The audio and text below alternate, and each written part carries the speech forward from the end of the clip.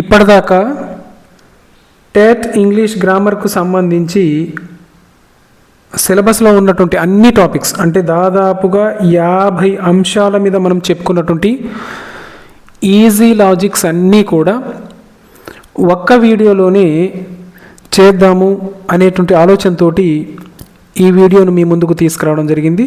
So దాదాపుగా అన్ని topics ఇప్పటిదాకా చెప్పినటువంటి అన్ని టాపిక్స్ను ఇందులో నేను కవర్ చేయడం జరిగింది. సో అంటే ఈ ఒక్క వీడియో చూస్తే చాలు మీకు టెట్ ఇంగ్లీష్ గ్రామర్కు సంబంధించి టోటల్ సిలబస్ కవర్ అయ్యేలా దీన్ని నేను ప్రిపేర్ చేయడం జరిగింది, అది కూడా లాజిక్స్ తోటి.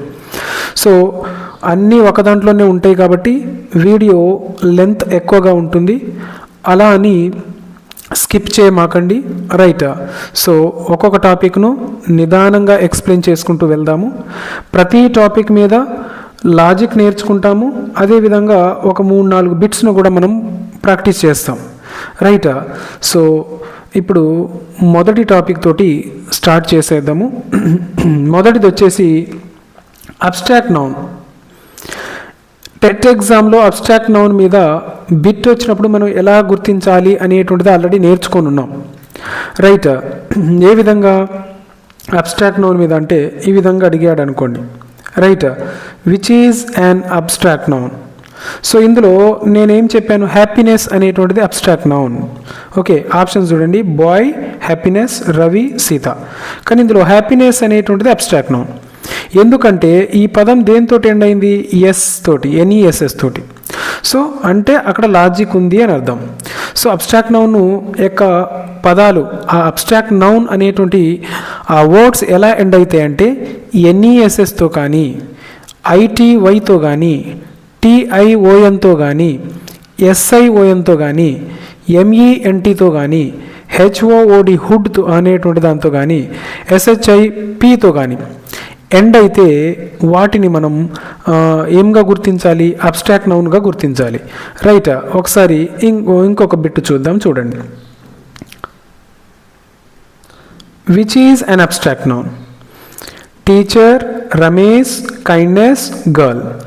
సో ఇక్కడ గమనించండి, కైండ్నెస్లో గమనించండి, కైండ్నెస్ అనేటువంటి వర్డ్ దేంతో ఎండ్ అయింది, NESS. ఇదిగోండి NESS. నెక్స్ట్ చూద్దాం, నెక్స్ట్ బిట్ కూడా చూద్దాం. Which is an abstract noun. Ram, ability, student, Lakshmi. So ఇందులో అబ్స్ట్రాక్ట్ నౌన్ ఏది అంటే ఇది ఎబిలిటీ. ఎందుకంటే అది ITYతో ఎండ్ అయింది, ITYతో. సో ITYతో ఎండ్ అయితే అదేమవుతుంది, అబ్స్ట్రాక్ట్ నౌన్. సో ఈ నౌన్కు సంబంధించి మనం గుర్తుపెట్టుకోవాల్సింది ఏంటిది, అదేవిధంగా రాసి పెట్టుకోవాల్సింది ఏంటిది అంటే ఇంకో ఈ పదాలు. పైన అబ్స్ట్రాక్ట్ నౌన్ అని రాసుకోండి, కింద అబ్స్ట్రాక్ట్ నౌన్ గుర్తించడానికి ఉన్నటువంటి clue words NESS, ITY, TION, SION, MENT, HOOD, SHIP. So వీటితోటి కనుక ఏదైనా వర్డ్ ఎండ్ అయితే that word is called abstract noun, అది అబ్స్ట్రాక్ట్ నౌన్ అవుతుంది. ఇది మొదటి లాజిక్. ఓకే, మొదటిది కంప్లీట్ అయింది. ఇంకొన్ని బిట్స్ కూడా ఉన్నాయి, సో ఒకటి ప్రాక్టీస్ చేద్దాం మళ్ళీ. Which is an abstract noun. కింద ఇచ్చినట్టు వాటిలలో హానెస్టీ, చైల్డ్, రవి, సీత. ఏమున్నది ఇక్కడ, STYతో ఎండ్ అయిన పదం ఉంది, ఇది హానెస్టీ. సో ఆ విధంగా అనమాట. రైట్. నెక్స్ట్ చూద్దాము. For since. ఇది కూడా ప్రిపోజిషన్కు సంబంధించి వెరీ వెరీ ఇంపార్టెంట్. దీని మీద కూడా బిట్ ఎప్పుడు అడుగుతూ ఉంటాడు. సో దీన్ని కూడా గుర్తించడం చాలా ఈజీ. ఫర్ ఉపయోగించడం ఎక్కడ, సిన్స్ ఉపయోగించడం ఎక్కడ అనేటువంటిది కన్ఫ్యూజ్ అవుతూ ఉంటాం. రైట్. ఫర్ అనేటువంటిది, సిన్స్ అనేటువంటిది జనరల్గా అయితే for period of time, since point of time. So మనం అది కూడా అవసరం లేదు, అది గుర్తుపెట్టుకోవాల్సిన అవసరము లేదు. ఏం లేదు, సింపుల్. ఎండింగ్ విత్ ఎస్ తోటి ఎండ్ అయితే, ఓకే, ఎస్ తోటి ఎండ్ అయితే ఫర్ ఉపయోగించాలి, ఎస్ తోటి ఎండ్ కాకపోతే సిన్స్ ఉపయోగించాలి. ఇదే లాజిక్, చాలా ఈజీ. మరొకసారి చెప్తా. ఎస్ తోటి ఎండ్ అయితే ఫర్, ఎస్ లేకుండా ఎండ్ అయితే అది సిన్స్. ఎలా అంటే ఫర్ ఎగ్జాంపుల్ ఇక్కడ గమనించండి, ఒక బిట్ చేసి మీకు చూపిస్తాను. He has been ill dash 3 days. So ఇక్కడ ఏమొస్తుంది, ఫర్, సిన్స్, ఈ రెండిట్లలో ఏది వస్తుంది. ఇది దేంతో ఎండ్ అయింది, ఎస్ తోటి. సో ఏమొస్తుంది ఇక్కడ అంటే ఎస్ తోటి ఎండ్ అయితే ఏమనుకున్నాము, ఫర్. ఓకే, నెక్స్ట్ ఇప్పుడు ఇక్కడ ఇంకోటి గమనించండి. We have studied dash morning. For since ఏది ఉపయోగించాలి? ఎస్ తోటి ఎండ్ అయిందా? లేదు. అంటే ఏది ఉపయోగించాలి? సిన్స్. ఆన్సర్ ఏమవుతుంది ఇక్కడ అంటే సిన్స్ ఆన్సర్ అవుతుంది. అంత ఈజీ అన్నమాట. రైట్, ఇంకొన్ని బిట్స్ చూద్దాము. చూసే ముందు లాజిక్ ఒకసారి మళ్ళీ చూద్దాము. రైట్, ఎస్ తోటి ఎండ్ అయితే ఫర్, ఎస్ తోటి ఎండ్ కాకపోతే సిన్స్. ఓకే, అంటే హౌ లాంగ్, ఇక్కడైతే వెన్ అని క్వశ్చన్ చేసుకోవాలి. హౌ లాంగ్ ఎంతసేపు, పీరియడ్ ఆఫ్ టైం తెలియజేస్తుందని అనుకున్నాం కదా. ఇక చూడండి, 2 hours ఎస్ తోటి ఎండ్ అయింది, 5 days ఎస్ తోటి ఎండ్ అయింది, 10 years ఎస్ తోటి ఎండ్ అయింది. సిన్స్ అయితేనేమో లాస్ట్కి ఎస్ ఉండదని చెప్పుకున్నాం కదా. సో గమనించండి ఒకసారి. Since morning, right, since morning S తోటి ఎండ్ అయిందా? లేదు. సో ఆ విధంగా అనమాట.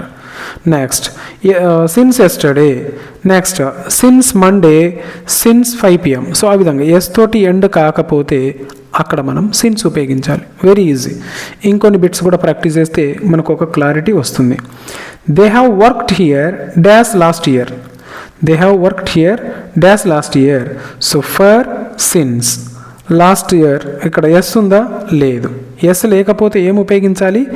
సిన్స్ అనేటువంటిది ఉపయోగించాలి.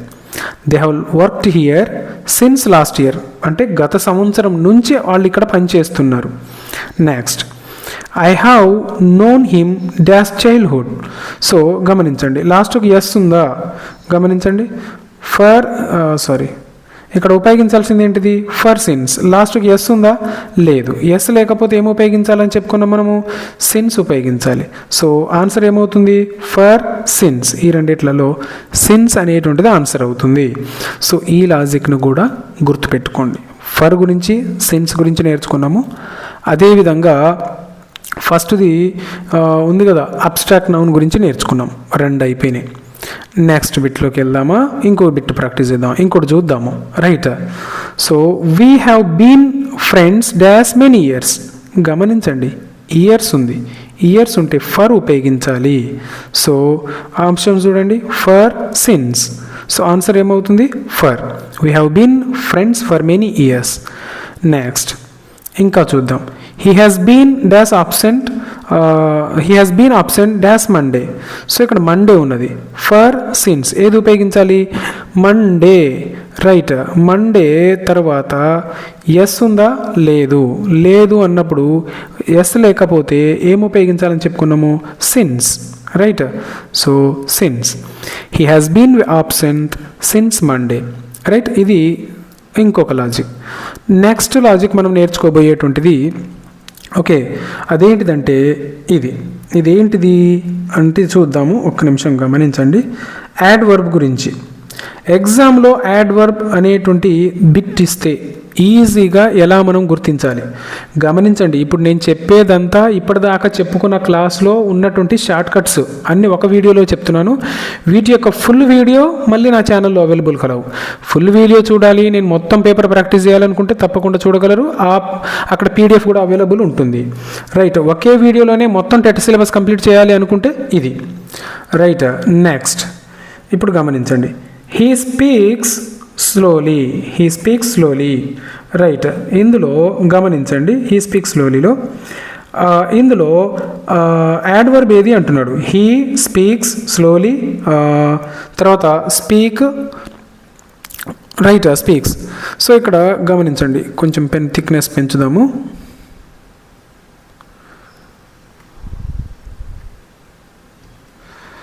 రైట్, ఇంకొంచెం పెంచుదాం.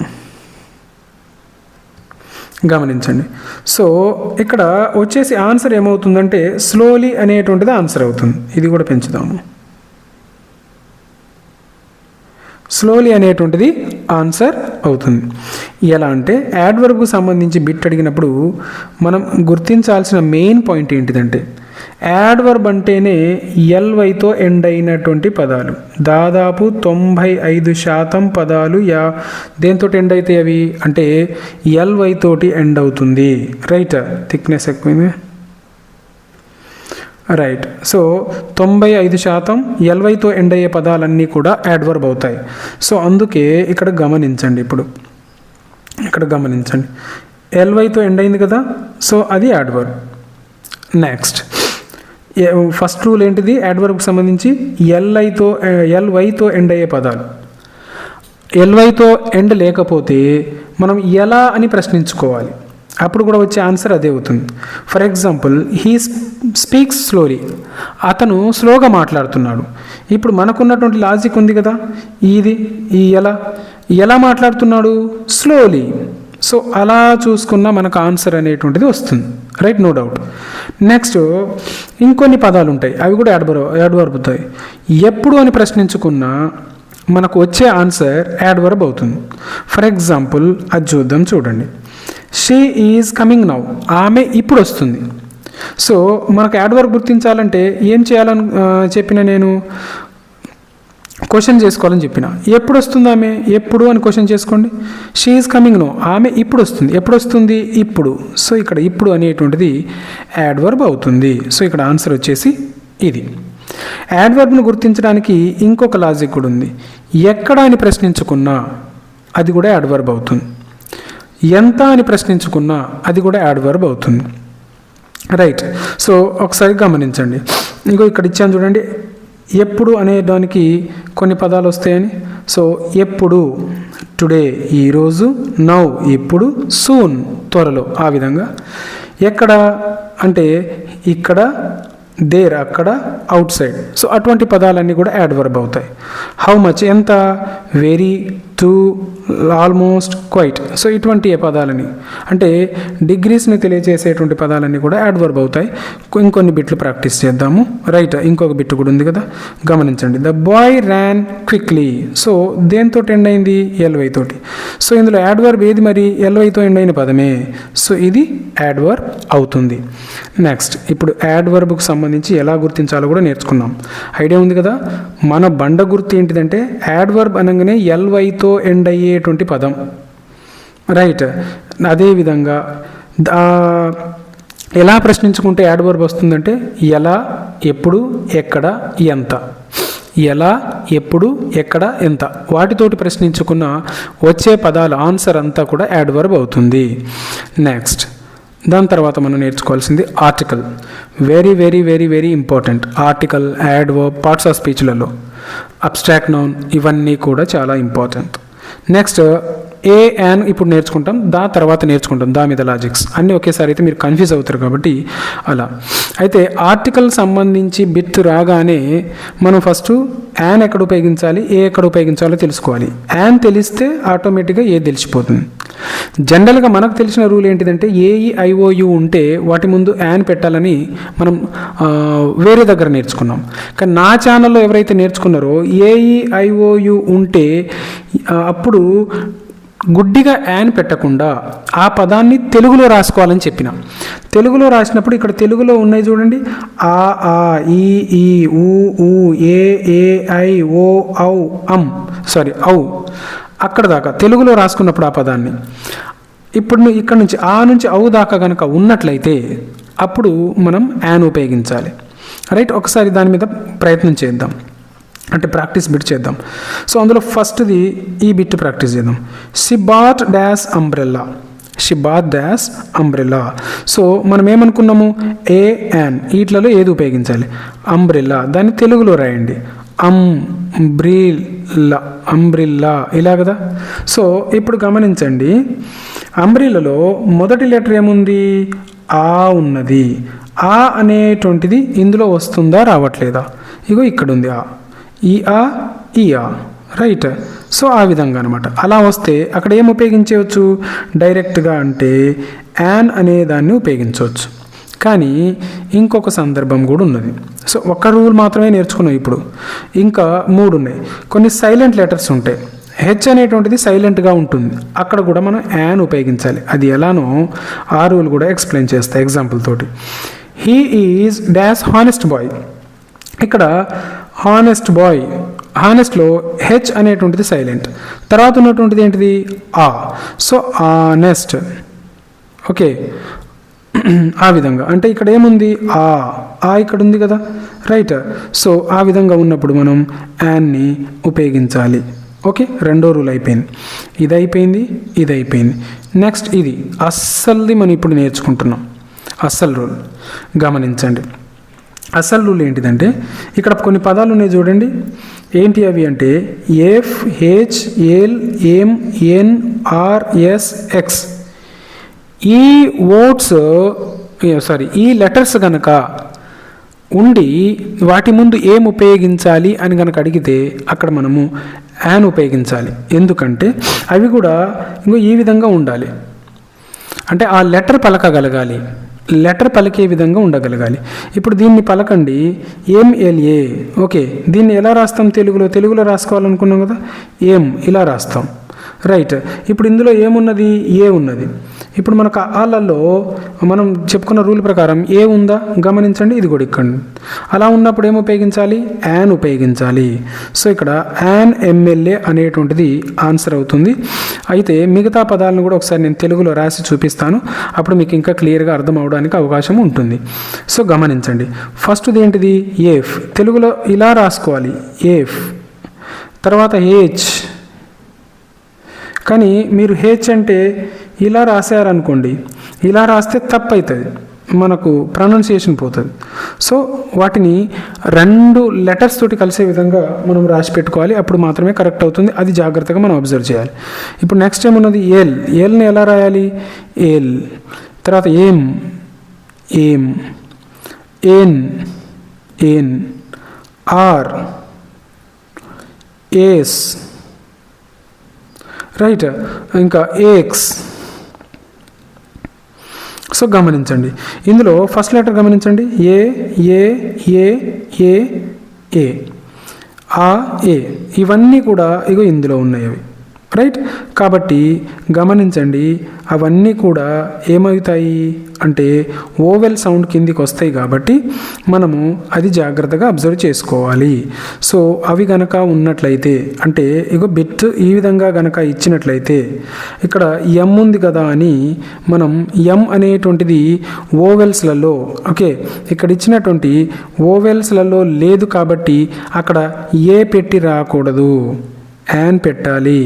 యాన్ ఎందుకు వస్తుందని మిమ్మల్ని అడిగితే ఈ రూల్ ప్రకారం వస్తుందని చెప్పండి. రైట్. ఈ 3 రూళ్ళ ప్రకారం లేకపోతే అక్కడ ఏ వస్తుంది, అదే. రైట్. ఇంత ఈజీ అనమాట. ఇది అర్థమైందని అనుకుంటాను. ఇంకొక బిట్ చూద్దాము. ఇందులో she is dash university student. So ఇక్కడ గమనించండి, యూనివర్సిటీ ఉన్నది. సో ఇప్పుడు ఏ ఉపయోగించాలా, యాన్ ఉపయోగించాలా? ఫస్ట్ లెటర్ ఏముంది? యూ ఉన్నది. సో ఇందులో యూ ఉన్నది, కానీ దాన్ని మనం చేయవలసిన లాజిక్ ఏంటిది? తెలుగులో రాయాలి. యూనివర్సిటీని తెలుగులో రాయండి, యూనివర్సిటీ అలా వస్తుంది కదా. సో ఫస్ట్ వర్డ్ ఏంటిది? యూ. అది ఇందులో ఉందా? లేదు. కాబట్టి ఇక్కడ ఏమొస్తుంది మనకంటే ఆన్సరు ఏ వస్తుంది. ఓకే. సో ఆ విధంగా she is a university student. Okay, అవి దానికి సంబంధించి. అయితే కొన్ని వర్డ్స్ ముందు మనం అసలు ఆర్టికల్, ఇప్పుడు నెక్స్ట్ లాజిక్లోకి వచ్చేసాం, ఒమిషన్ ఆఫ్ ఆర్టికల్. ఓకే, ఇంతకుముందు ఏ అనే ఆర్టికల్ గురించి నేర్చుకున్నాం. అసలు కొన్ని ప్రాంతాలలో, కొన్ని ఏరియాస్లలో మనం ఆర్టికల్ను ఉపయోగించకూడదు. అది ఏంటిది అనేది కూడా నేను మీకు ఆల్రెడీ లాజిక్ చెప్పి ఉన్నాను. సో ఒకసారి చెప్తాను చూడండి మళ్ళీ. గమనించండి, ప్రాపర్ నౌన్స్ ముందు ఆర్టికల్ ఉపయోగించకూడదు. అంటే ఏ రామ, దా రామ, యాన్ రామ అని అనకూడదు. మెటీరియల్ నౌన్స్ ముందు ఆర్టికల్ ఉపయోగించకూడదు. ఓకే, అన్కౌంటబుల్ నౌన్ ముందు మెటీరియల్ దా ఉపయోగించకూడదు. Names of the meals and languages, అంటే భోజనాన్ని తెలియచేసేటువంటి, భోజనం చేసే సమయాన్ని తెలియచేసే పదాలు ఉన్నాయి కదా, వాటి ముందు లంచ్ కావచ్చు, డిన్నర్ కావచ్చు, వాటి ముందు మనం ఎటువంటి ఆర్టికల్ను ఉపయోగించకూడదు. రైట్. అదేవిధంగా లాంగ్వేజెస్కు సంబంధించిన వాటి ముందు కూడా ఆర్టికల్ ఉపయోగించరాదు. Next, before the relation father, mother, sister అలా ఉన్న వాటి ముందు ఆర్టికల్స్ను ఉపయోగించరాదు. The father, the mother, A father ఆ విధంగా అనకూడదు. రైట్, మెయిన్ కదా. Next, before the names of games names ముందు కూడా మనము ద అనేటువంటి ఆర్టికల్ను ఉపయోగించరాదు. బిట్ సెట్ ఒక ప్రాక్టీస్ చేస్తాం, గుర్తుపెట్టుకోండి, కన్ఫ్యూజ్ అవ్వకండి. Before the names of country names ముందు కూడా మనం ద ఉపయోగించకూడదు. Next, before the names of colours and diseases, colour names ముందు కానీ డిసీజ్ నేమ్స్ ముందు కానీ మనం ఆర్టికల్ను ఉపయోగించరాదు. సో ఒకసారి గమనించండి. Dash Rama is my best friend. So ఇక్కడ గమనించండి, a Rama, an Rama, the Rama, no article. So ఇదేంటిది, అక్కడ రామ అనేటువంటిది proper noun, right. So proper noun ముందు ఆర్టికల్ను ఉపయోగించరాదు. సో ఆన్సర్ ఏమవుతుంది మరి ఇక్కడ, no article. Next, I drink water. So ఇక్కడ a water, an water, the water, no article. So water అనేటువంటిది ఏంటిది, అన్కౌంటబుల్ నౌన్, కౌంట్ చేయడానికి, లెక్కించడానికి వీలు లేనటువంటిది. సో వీటి ముందు ఆర్టికల్ను ఉపయోగించరాదు. సో అక్కడ ఆన్సర్ ఏమవుతుంది, నో ఆర్టికల్ అనేటువంటిది ఆన్సర్ అవుతుంది. Next, he's honest boy. He's dash honest boy. So ఇక్కడ ఆనెస్ట్ ఉన్నది, ఆనెస్ట్ ఉంది కదా అని ఇందులో రూల్ చెప్పాము మనం, చెప్పలే. కాబట్టి దాన్ని ఏం చేయాలి, మనం తెలుగులో రాయాలి. ఆనెస్ట్, ఆ వస్తుంది కదా, ఆ వచ్చినప్పుడు ఏం ఉపయోగించాలని చెప్పుకున్నాం మనము, యాన్. సో ఇక్కడ ఆన్సర్ యాన్ అవుతుంది. నెక్స్ట్ ఇంకొక బిట్ చూసి నెక్స్ట్ లాజిక్లోకి వెళ్దాము. We had dash lunch. ఇక్కడ గమనించండి, లంచ్ ఉన్నది. లంచ్ అనేటువంటి దేనికి సంబంధించింది, మీల్స్కు సంబంధించింది, రైట్. మీల్స్కు సంబంధించినటువంటి పదాల ముందు మనం ఏం ఉపయోగించొద్దని నేర్చుకున్నాము, ఆర్టికల్స్ను ఉపయోగించొద్దు. ఇక ఇక్కడ చెప్పాను చూడండి. సో అదే అనమాట. సో కాబట్టి ఇక్కడ ఆన్సర్ ఏమొస్తుంది మరి, నో ఆర్టికల్ అనేటువంటిది ఆన్సర్ అవుతుంది. ఇది ఒమిషన్ ఆఫ్ ఆర్టికల్కు సంబంధించినటువంటి లాజిక్స్. నెక్స్ట్ మనం ఫిగర్స్ ఆఫ్ స్పీచ్కు సంబంధించి లాజిక్స్ను నేర్చుకోబోతున్నాం. ఈ ఫిగర్స్ ఆఫ్ స్పీచ్కు సంబంధించి కూడా కంప్లీట్ వీడియో కలవు. 6 ఫిగర్స్ ఆఫ్ స్పీచెస్ గురించి మనం జస్ట్ అలా చూసి ఇలా నేర్చుకునే విధంగా మనం లాజిక్స్ను చెప్పడం జరిగింది. ఒకసారి చూద్దాం చూడండి. ఇందులో ఈ ఫస్ట్ దాంట్లో మనం ఏం నేర్చుకుంటామంటే సిమిలీ, మెటఫోర్, పర్సోనిఫికేషన్.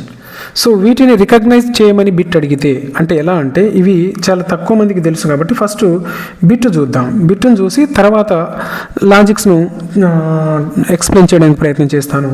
ఒకసారి గమనించండి. First bit, he is as clever as fox. He is as clever as pox.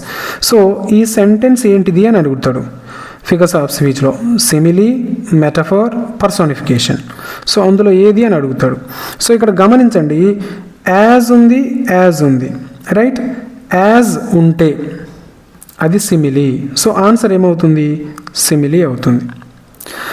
Okay, అంటే ఈ పదాలు గమనించండి, యాజ్ కానీ లైక్ కానీ మీకు ఇచ్చినటువంటి క్వశ్చన్లో ఉంటే, రైట్, మీకు ఇచ్చినటువంటి క్వశ్చన్లో యాజ్ కానీ లైక్ కానీ ఉంటే అది సిమిలీ అవుతుంది. డైరెక్ట్ కంపారిజన్, ఈ రెండింటిని ఉపయోగించకుండా, అంటే ఈ రెండింటిని ఉపయోగించి కంపారిజన్ చేస్తాడు. సో ఫస్ట్ సెంటెన్స్ ఒకసారి గమనించండి, కంపారిజన్ ఎలా ఉందో చూద్దాం. He's as clever as fox. అతను నక్క అంత తెలివైనడు, అంటే జిత్తుల మారి నక్క అంటాం కదా, అంత తెలివైనడు, రైట్. సో ఇతన్ని ఎవరితో పోల్చాడు, ఫాక్స్తో పోల్చాడు. దేన్ని ఉపయోగించి, యాజ్ ఉపయోగించి పోల్చాడు. సో అలా కాకుండా వీటిని ఉపయోగించకుండా కనుక పోలిస్తే అప్పుడు అది ఏమవుతుంది అంటే మెటఫర్ అవుతుంది. ఓకే, అది ఎలా అనేది కూడా చూద్దాం. ఓకే, ముందు బిట్స్లలో చూద్దాము. నెక్స్ట్, హ్యూమన్ యాక్షన్ కనుక, human action to non living things, ప్రాణం ఉన్న జీవుల యొక్క యాక్షన్స్, వాళ్ళు చేసే పనులను ప్రాణం లేని జీవులకు ఆపాదిస్తే, రైట్, అప్పుడు అది పర్సానిఫికేషన్ అవుతుంది. అంటే ప్రాణం లేని వాటికి కూడా అవి మాట్లాడించడం వాటితోటి, అంటే చెట్టు ఉన్నది, చెట్టు మాట్లాడడము, ఎర్త్ ఉన్నది, భూమి మాట్లాడము, సూర్యుడు మాట్లాడము, ఆ విధంగా చేస్తే అవన్నీ నాన్ లివింగ్ థింగ్స్, ప్రాణం లేని, కానీ అవి మాట్లాడుతున్నట్టుగా మనకు చాలా రచనలలో ఉంటాయి. అలా చేయడాన్ని పర్సానిఫికేషన్ అంటాం, రైట్. అది ఒకసారి బిట్ చూడండి. The wind whispered softly. ఇంకో, ద విండ్ విస్పర్డ్ అంటే చెప్పడం, స్లో వాయిస్లో చెప్పడం. ఏం చెప్పింది, విండ్, గాలి. వాస్తవంగా గాలి మాట్లాడుతుందా, మాట్లాడదు, కానీ మాట్లాడినట్టుగా చెప్తే, ఓకే, అలా చెప్పడాన్ని ఏమంటామంటే పర్సానిఫికేషన్ అంటాం. ఇది నేర్చుకున్నాం కదా. ఇక్కడ చూడండి, human action to non living things, ఇది నాన్ లివింగ్ థింగ్స్, అది మాట్లాడుతున్నట్టుగా చెప్తున్నాడు కాబట్టి అదేమవుతుంది, పర్సానిఫికేషన్ అవుతుంది. Life is a game. ఇక్కడ గమనించండి, లైఫ్ ఈజ్ ఏ గేమ్, జీవితమే ఒక ఆట. అంటే జీవితాన్ని గేమ్ తోటి పోల్చాడు. ఓకే, అది కూడా పోల్చడంలో యాజ్ కానీ లైక్ కానీ ఉపయోగించినప్పుడు ఏమవుతుంది అనుకున్నాం మనము, డైరెక్ట్ కంపారిజన్ అయినట్టు, అంటే అది మెటఫర్, రైట్? ఆ విధంగా. ఇక ఇక్కడ గమనించండి, లైక్ ఉంది, లైక్ ఉంటే ఏమవుతుంది, సిమిలీ. So simple. ఇక్కడ ద సన్ స్మైల్, సూర్యుడు నవ్వుతున్నాడు, ఎటాజ్ మనల్ని చూసి నవ్వుతున్నాడు. సూర్యుడు మనల్ని చూసి నవ్వుతాడా, నవ్వడు. సో ప్రాణం లేని వాటికి ప్రాణం కల్పించడాన్ని ఏమంటాం, పర్సోనిఫికేషన్ అంటాం. సో ఇది ఫిగర్స్ ఆఫ్ స్పీచ్కు సంబంధించి సిమిలీ, మెటఫర్, పర్సోనిఫికేషన్. సో ఇంకొక 3 కూడా ఉన్నాయి, అవి కూడా చాలా ఈజీ, వాటిని కూడా నేర్చుకోవడానికి ప్రయత్నం చేద్దాం. సో ఇంకొక ఫిగర్స్ ఆఫ్ స్పీచ్ మీద రెండవ వీడియో దేని గురించి అంటే అలిట్రేషన్, ఆక్సిమోరన్, హైపర్బోల్. ఇది ఇంతకుముందు నేర్చుకున్న సిమిలీ, మెటఫర్, పర్సోనిఫికేషన్ కంటే ఇంకా ఈజీ. అలిట్రేషన్ అంటే repeated the first letter repeat అవుతూ వస్తే అది అలిట్రేషన్ అవుతుంది. ఎంత ఈజీయో చూడండి. ఇక్కడ గమనించండి, లిటిల్ ల్యాంబ్ లాప్స్, ఇక్కడ ఎల్లు, ఇక్కడ ఎల్లు, ఇక్కడ ఎల్లు. సో ఇక్కడ పెద్దగా చేస్తాం. సో ఆ విధంగా రిపీట్ అయితే అదేమవుతుంది, అలిట్రేషన్ అవుతుంది. సో అలిట్రేషన్, ఆక్సిమోరన్, హైపర్బోల్. సో ఆన్సర్ ఏమవుతుంది, అలిట్రేషన్ అవుతుంది. నెక్స్ట్ ఆక్సిమోరన్ అంటే గమనించండి, ఆక్సిమోరన్ అంటే ఒకసారి opposite meaning. Okay, opposite meaning రావడం. అది ఎలా అంటే వ్యతిరేక పదం, ఒక్క దగ్గరనే వ్యతిరేక పదాలు ఉపయోగించడం. ఇక దానికి ఎగ్జాంపుల్ గమనించండి, హాట్ ఐస్. ఈ విధంగా క్వశ్చన్లో ఇచ్చి అది ఏ ఫిగర్స్ ఆఫ్ స్పీచ్ అంటే గమనించండి, హాట్ అనేటువంటిదేమో వేడి, ఐస్ అంటే కూల్, ఆపోజిట్ కదా. సో ఆ విధంగా ఆపోజిట్ ఉంటే ఏమని నేర్చుకున్నాం మనం, ఆక్సిమోరన్ ఓతో స్టార్ట్ అయింది, అంటే అది ఆపోజిట్ను తెలియజేసేటువంటిది, అలా గుర్తుపెట్టుకోండి. Okay, right. సో ఇక్కడ ఏమవుతుంది, అలిట్రేషన్, హైపర్బోల్, ఆక్సిమోరన్. సో ఆన్సర్ ఆక్సిమోరన్ అవుతుంది. నెక్స్ట్ ఇంకొకటి ఇక్కడ ఒక బిట్ మిస్ అవుతుంది, ఒకసారి చూడండి, big brown bear. So B ఆ విధంగా రిపీట్ అయితే ఏమని చెప్పుకున్నాము, alliteration. So hyperbole, alliteration, oxymoron, metaphor. So answer ఏమవుతుంది ఇక్కడ, అలిట్రేషన్ అవుతుంది, రైట్. ఇంకొకటి చూద్దాం, silver shining star. Yes. So ఏమవుతుంది మరి, ఆక్సిమోరన్, హైపర్బోల్, అలిట్రేషన్. ఆన్సర్ ఏమవుతుంది, అలిట్రేషన్ అవుతుంది. సో ఇది దీనికి సంబంధించి. హైపర్బోల్కు సంబంధించి మనకు రాలే కదా, ఇక్కడ వచ్చింది చూడండి, దిస్ బాక్స్ వెయ్ ఏ టన్. ఒక చిన్న బాక్సు అది 1 టన్ను బరువు అంత ఉంది అని చెప్తున్నాడు ఇక్కడ. ఓకే, ఈ విధంగా. సో అంటే ఉన్నది కొంచెమే, బట్ దాన్ని ఎగ్జాజరేట్ చేసి చెప్పడం, చాలా ఎక్కువగా చెప్పడం జరిగింది. కాబట్టి ఆ విధంగా చెప్తే ఇగో ఇది హైపర్బోల్ అవుతుంది, పొగడుతూ చెప్తే, రైట్. ఇంకా ఈ టాపిక్స్ కనుక అర్థం కాకపోతే ఫుల్ వీడియో నా ఛానల్లో కలదు, సో చూడగలరు. గ్రామర్కు సంబంధించి అన్ని టాపిక్స్ మీద వీడియోలు కలవు, చూడని వాళ్ళు ఎవరైనా ఉంటే ఇంకా చూడగలరు.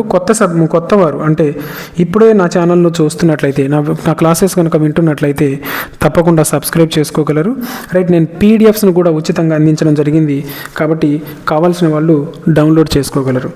నెక్స్ట్ బిట్ చూద్దాము, నెక్స్ట్ లాజిక్లోకి వెళ్దాం. ఓకే, ఇందులో మనం నేర్చుకోబోయేటువంటి నెక్స్ట్ లాజిక్ ఏంటిదంటే గమనించండి, ఇన్, ఎట్, ఐ 2 ప్రిపోజిషన్ను ఎక్కడ ఉపయోగించాలి. ఓకే, చాలా ఈజీ. ఇంటూ. ఇన్ అనేటువంటిదేమో పెద్ద స్థలాల్లో లేదా లోపల ఉన్నప్పుడు ఉపయోగిస్తాం, కదలకుండా లోపల ఉన్న వాటికి ఉపయోగిస్తాం, స్టేషనరీగా ఉన్న వాటి ముందు, రైట్. పెద్ద స్థలాలకు సంబంధించి అంటే పట్టణాలు కావచ్చు, నగరాలు కావచ్చు, దేశాలు కావచ్చు, జిల్లాలు కావచ్చు, అటువంటి పెద్ద ప్లేసెస్ గురించి తెలియజేసేటప్పుడు కూడా ఇన్ ఉపయోగిస్తాం. ఓకే, ఫర్ ఎగ్జాంపుల్ అదేవిధంగా month names, in January, in February, అలా మంత్ నేమ్స్ ముందు, ఇయర్స్ సంవత్సరాల ముందు, in 1987, in 1988, in 1986, in 1999, in 2026, ఆ విధంగా చెప్పేటప్పుడు ఇన్ ఉపయోగిస్తాము. సెంచరీస్ గురించి మాట్లాడేటప్పుడు కూడా ఇన్ ఉపయోగిస్తాం, in 21st century, in 22nd century, ఆ విధంగా. Cities, in Hyderabad, in Warangal, in Vijayawada, in Amaravati, in Vizag. So అలా చెప్పేటప్పుడు కూడా ఉపయోగిస్తాం. States in Telangana, in Andhra Pradesh, in Goa, right. ఆ విధంగా చెప్పేటప్పుడు సీజన్స్, సీజన్ నేమ్స్ ముందు కూడా ఇన్ ఉపయోగిస్తాం. ఇన్ వింటర్, ఇన్ సమ్మర్, ఆ విధంగా. Capitals in Hyderabad, in Bengaluru. Countries in India. So ఆ విధంగా. సో మరొక్కసారి చెప్తా ఇన్ను గురించి, ఎందుకంటే చాలా ఇంపార్టెంట్ కాబట్టి. ఇన్ను పెద్ద స్థలాల ముందు ఉపయోగిస్తాం, లోపల ఉన్నప్పుడు ఉపయోగిస్తాం. అది దీని గురించి మళ్ళీ నేను ఇది చెప్పిన తర్వాత చెప్తా. లోపల ఉన్నప్పుడు. నెక్స్ట్ నెలల ముందు అంటే మంత్స్ నేమ్స్ ముందు, ఇయర్స్ ముందు, సెంచరీస్ ముందు, సిటీ నేమ్స్ ముందు, స్టేట్ నేమ్స్ ముందు, సీజన్ నేమ్స్ ముందు, క్యాపిటల్స్ రాజధానుల పేర్ల ముందు, కంట్రీస్ దేశాల పేర్ల ముందు మనము ఇన్ ఉపయోగిస్తాం. నెక్స్ట్ ఇంటూను చూద్దాము. ఇంటూను ఎక్కడ ఉపయోగిస్తామంటే చలనంలో అంటే మూమెంట్లో ఉన్న వాటి ముందు ఇంటూను ఉపయోగిస్తాం. వెళ్ళడం, పెట్టడం, దూకడం వంటి సందర్భాల్లో వాడతాం. అయితే గమనించండి, ఇదొక రూమ్ అనుకోండి. ఈ రూమ్లో ఆల్రెడీ ఉంటే మనం ఇన్ ఉపయోగిస్తాం. ఆల్రెడీ లోపలనే ఉంటే ఇన్ ఉపయోగిస్తాం. బయట నుంచి లోపలికి వస్తే అప్పుడు ఇంటూ ఉపయోగిస్తాం. ఇది ఒక్కటే తేడా. లోపల ఉంటే ఇన్, బయట నుంచి లోపలికి వస్తే ఇంటూ, రైట్. సో ఇది దీనికి ఉన్నటువంటి ప్రధానమైనటువంటి డిఫరెన్స్. సో ఇప్పుడు కొన్ని బిట్స్ ప్రాక్టీస్ చేద్దాము. She is dash in the room, she is dash the room. So in room, into room, on the room, at the room. So ఇక్కడ గమనించండి, ఆమె రూమ్లో ఆల్రెడీ ఉంది. ఆల్రెడీ ఉన్నప్పుడు ఏమి ఉపయోగించాలి? ఇన్ ఉపయోగించాలి. Next she went the room. So ఇక్కడ she went in the room, she went into the room, she went on the room, she went at the room. So లోపలి నుంచి ఇది room, ఒక్క నిమిషం, ఇది రూము. ఇప్పుడు she went into లోపలికి వచ్చింది, బయట నుంచి. ఎక్కడి నుంచి? బయట నుంచి. సో అలా ఉన్నప్పుడు మనం ఏం ఉపయోగించాలని చెప్పుకున్నాము? ఇంటూ ఉపయోగించాలని చెప్పుకున్నాం. సో ఇది ఇన్కు ఇంటుకు ఉన్నటువంటిది, రైట్. మెయిన్గా ఇది ఇటువంటి అడుగుతాడు మనకు. The cat jumped dash the box. So ఇక్కడ క్యాట్ ఇది బాక్స్ అనుకుందాం, రైట్. ఈ బాక్స్లోకి క్యాట్ ఏం చేసింది? జంప్ చేసింది ఇక్కడ నుంచి. సో అంటే ఏమైనట్టు? ఇప్పుడు బయట నుంచి లోపలికి వచ్చినట్టు. In, into, on, at. So answer ఏమవుతుంది? ఇంటూ అవుతుంది. The cat jumped into the box. Okay, video lengthy అవుతుంది, అయినా పర్లేదు. ఇప్పుడు నేను ఈ వీడియో ఇంతటితో ఆపడానికి కూడా కుదరదు, ఎందుకంటే అన్ని లాజిక్స్ ఒకే వీడియోలో చేయాలనే ఆలోచనతోటే ముందుకెళ్తున్నాం కాబట్టి 1 hour అయినా పర్లేదు, చివరి దాకా చూడండి. ఒక్క వీడియోలోనే total English grammar syllabus complete చేసేలా ప్లాన్ చేయడం జరిగింది. సో మీరు ఈ ఒక్క వీడియో చూసినా ఇంగ్లీష్ గ్రామర్కు సంబంధించిన అన్ని లాజిక్స్ అంత సిలబస్ను మీరు కంప్లీట్ చేసిన వారు అవుతారు, రైట్. గమనించండి, ఇది కూడా ఇంపార్టెంట్ టాపికే, చాలా చాలా చాలా ఇంపార్టెంట్. ఈ టాపిక్స్ మీద, ఇటువంటి వాటి మీదనే ఎక్కువ బిట్స్ అడగడం జరిగింది గతంలో. సో గమనించండి, ఇది కూడా చాలా easy. For example first bit చూద్దాం. Anyone dash welcome to the meeting ఇలా ఇచ్చాడు ఎగ్జామ్లో. అక్కడ ఆర్, వర్, ఈజ్, హ్యావ్ ఇచ్చాడు. ఏది ఉపయోగించాలి అనేటువంటిది క్వశ్చన్ ఇవ్వడం జరిగింది. ఇది చూడగానే కొంత కన్ఫ్యూజన్ ఏర్పడుతుంది. మనకు తెలిసినదే, బట్ కన్ఫ్యూజన్ ఏర్పడుతుంది. ఎందుకు? క్లారిటీ లేక, అక్కడ లాజిక్ తెలియక. సో నేనేం చెప్తా అంటే, జస్ట్ ఎనీవన్ ఉంది కాబట్టి ఇక్కడ ఏం ఉపయోగించాలంటే ఈజ్ ఉపయోగించాలని చెప్తా. ఎందుకంటే ఇక్కడ నేను దానికి సంబంధించి లాజిక్ను మెన్షన్ చేశాను.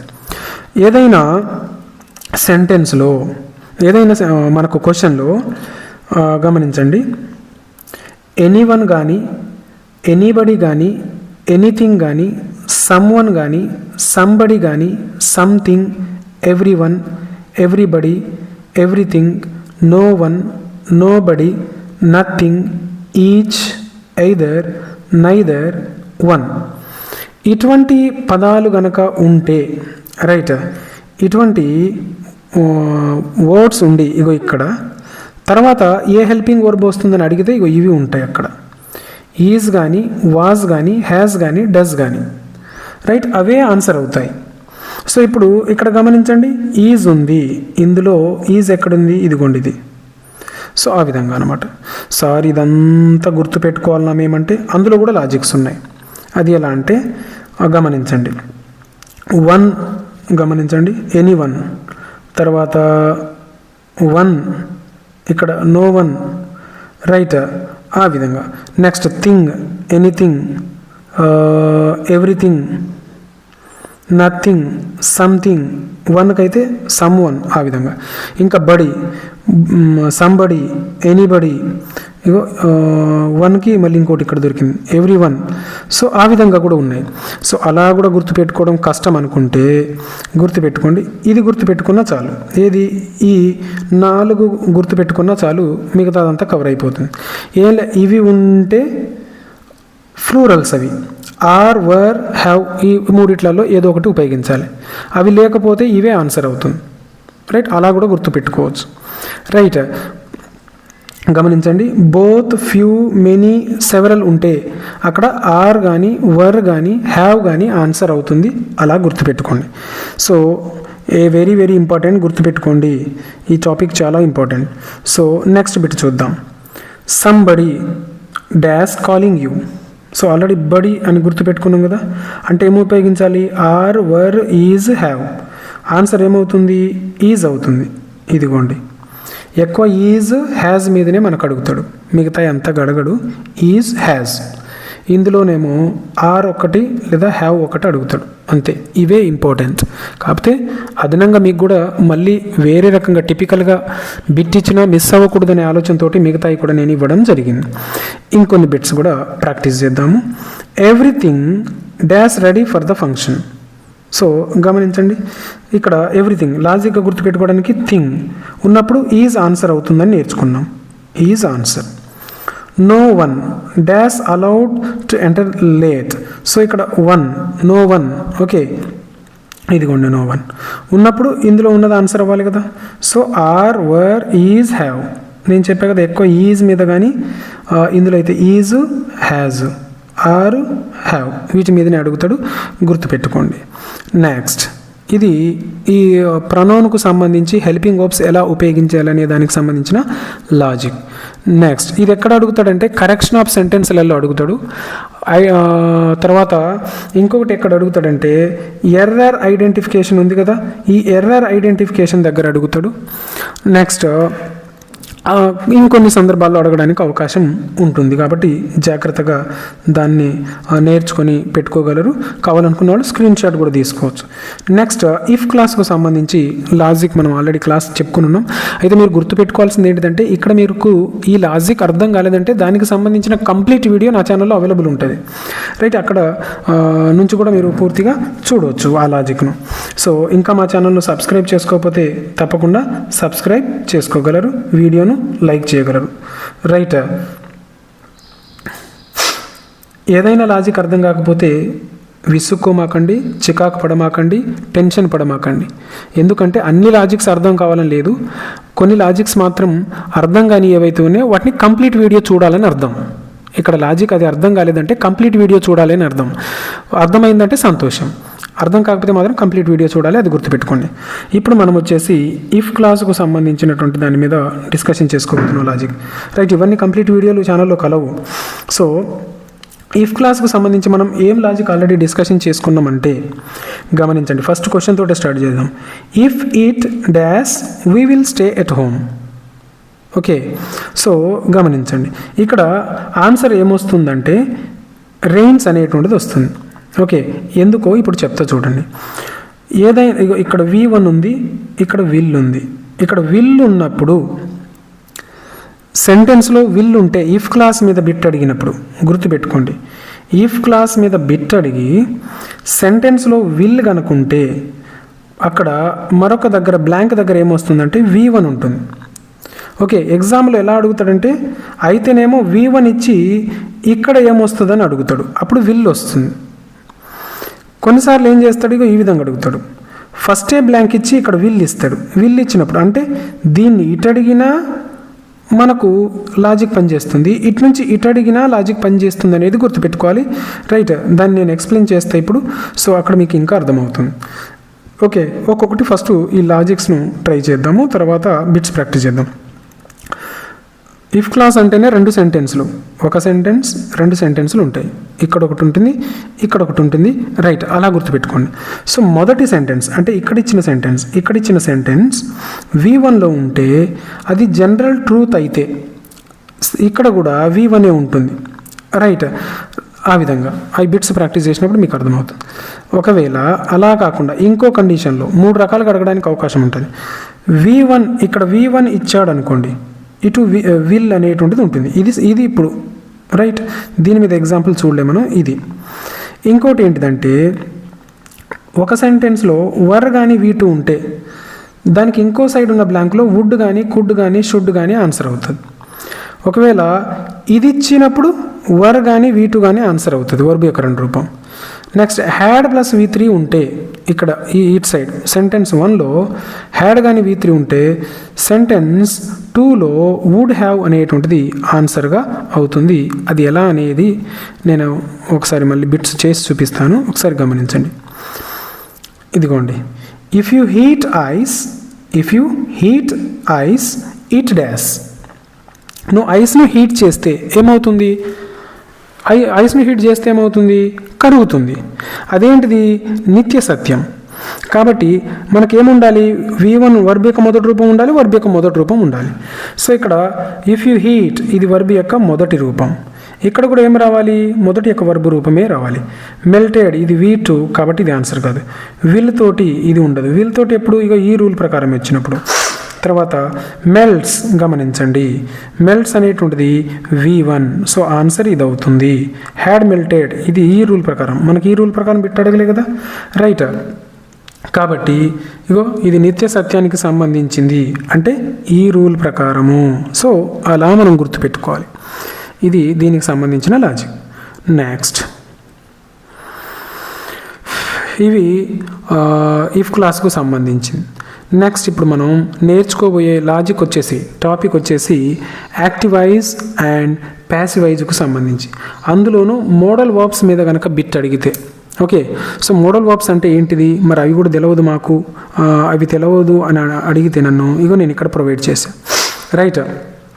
గమనించండి, active voice passive voice most important topic సిలబస్లోనే, రైట్. ఒకసారి గమనించండి, యాక్టివైజ్ ప్యాసివైజ్ మీద కనుక బిట్ అడిగితే అంటే క్వశ్చన్ కూడా చేసి చూపిస్తాను నేను, రైట్.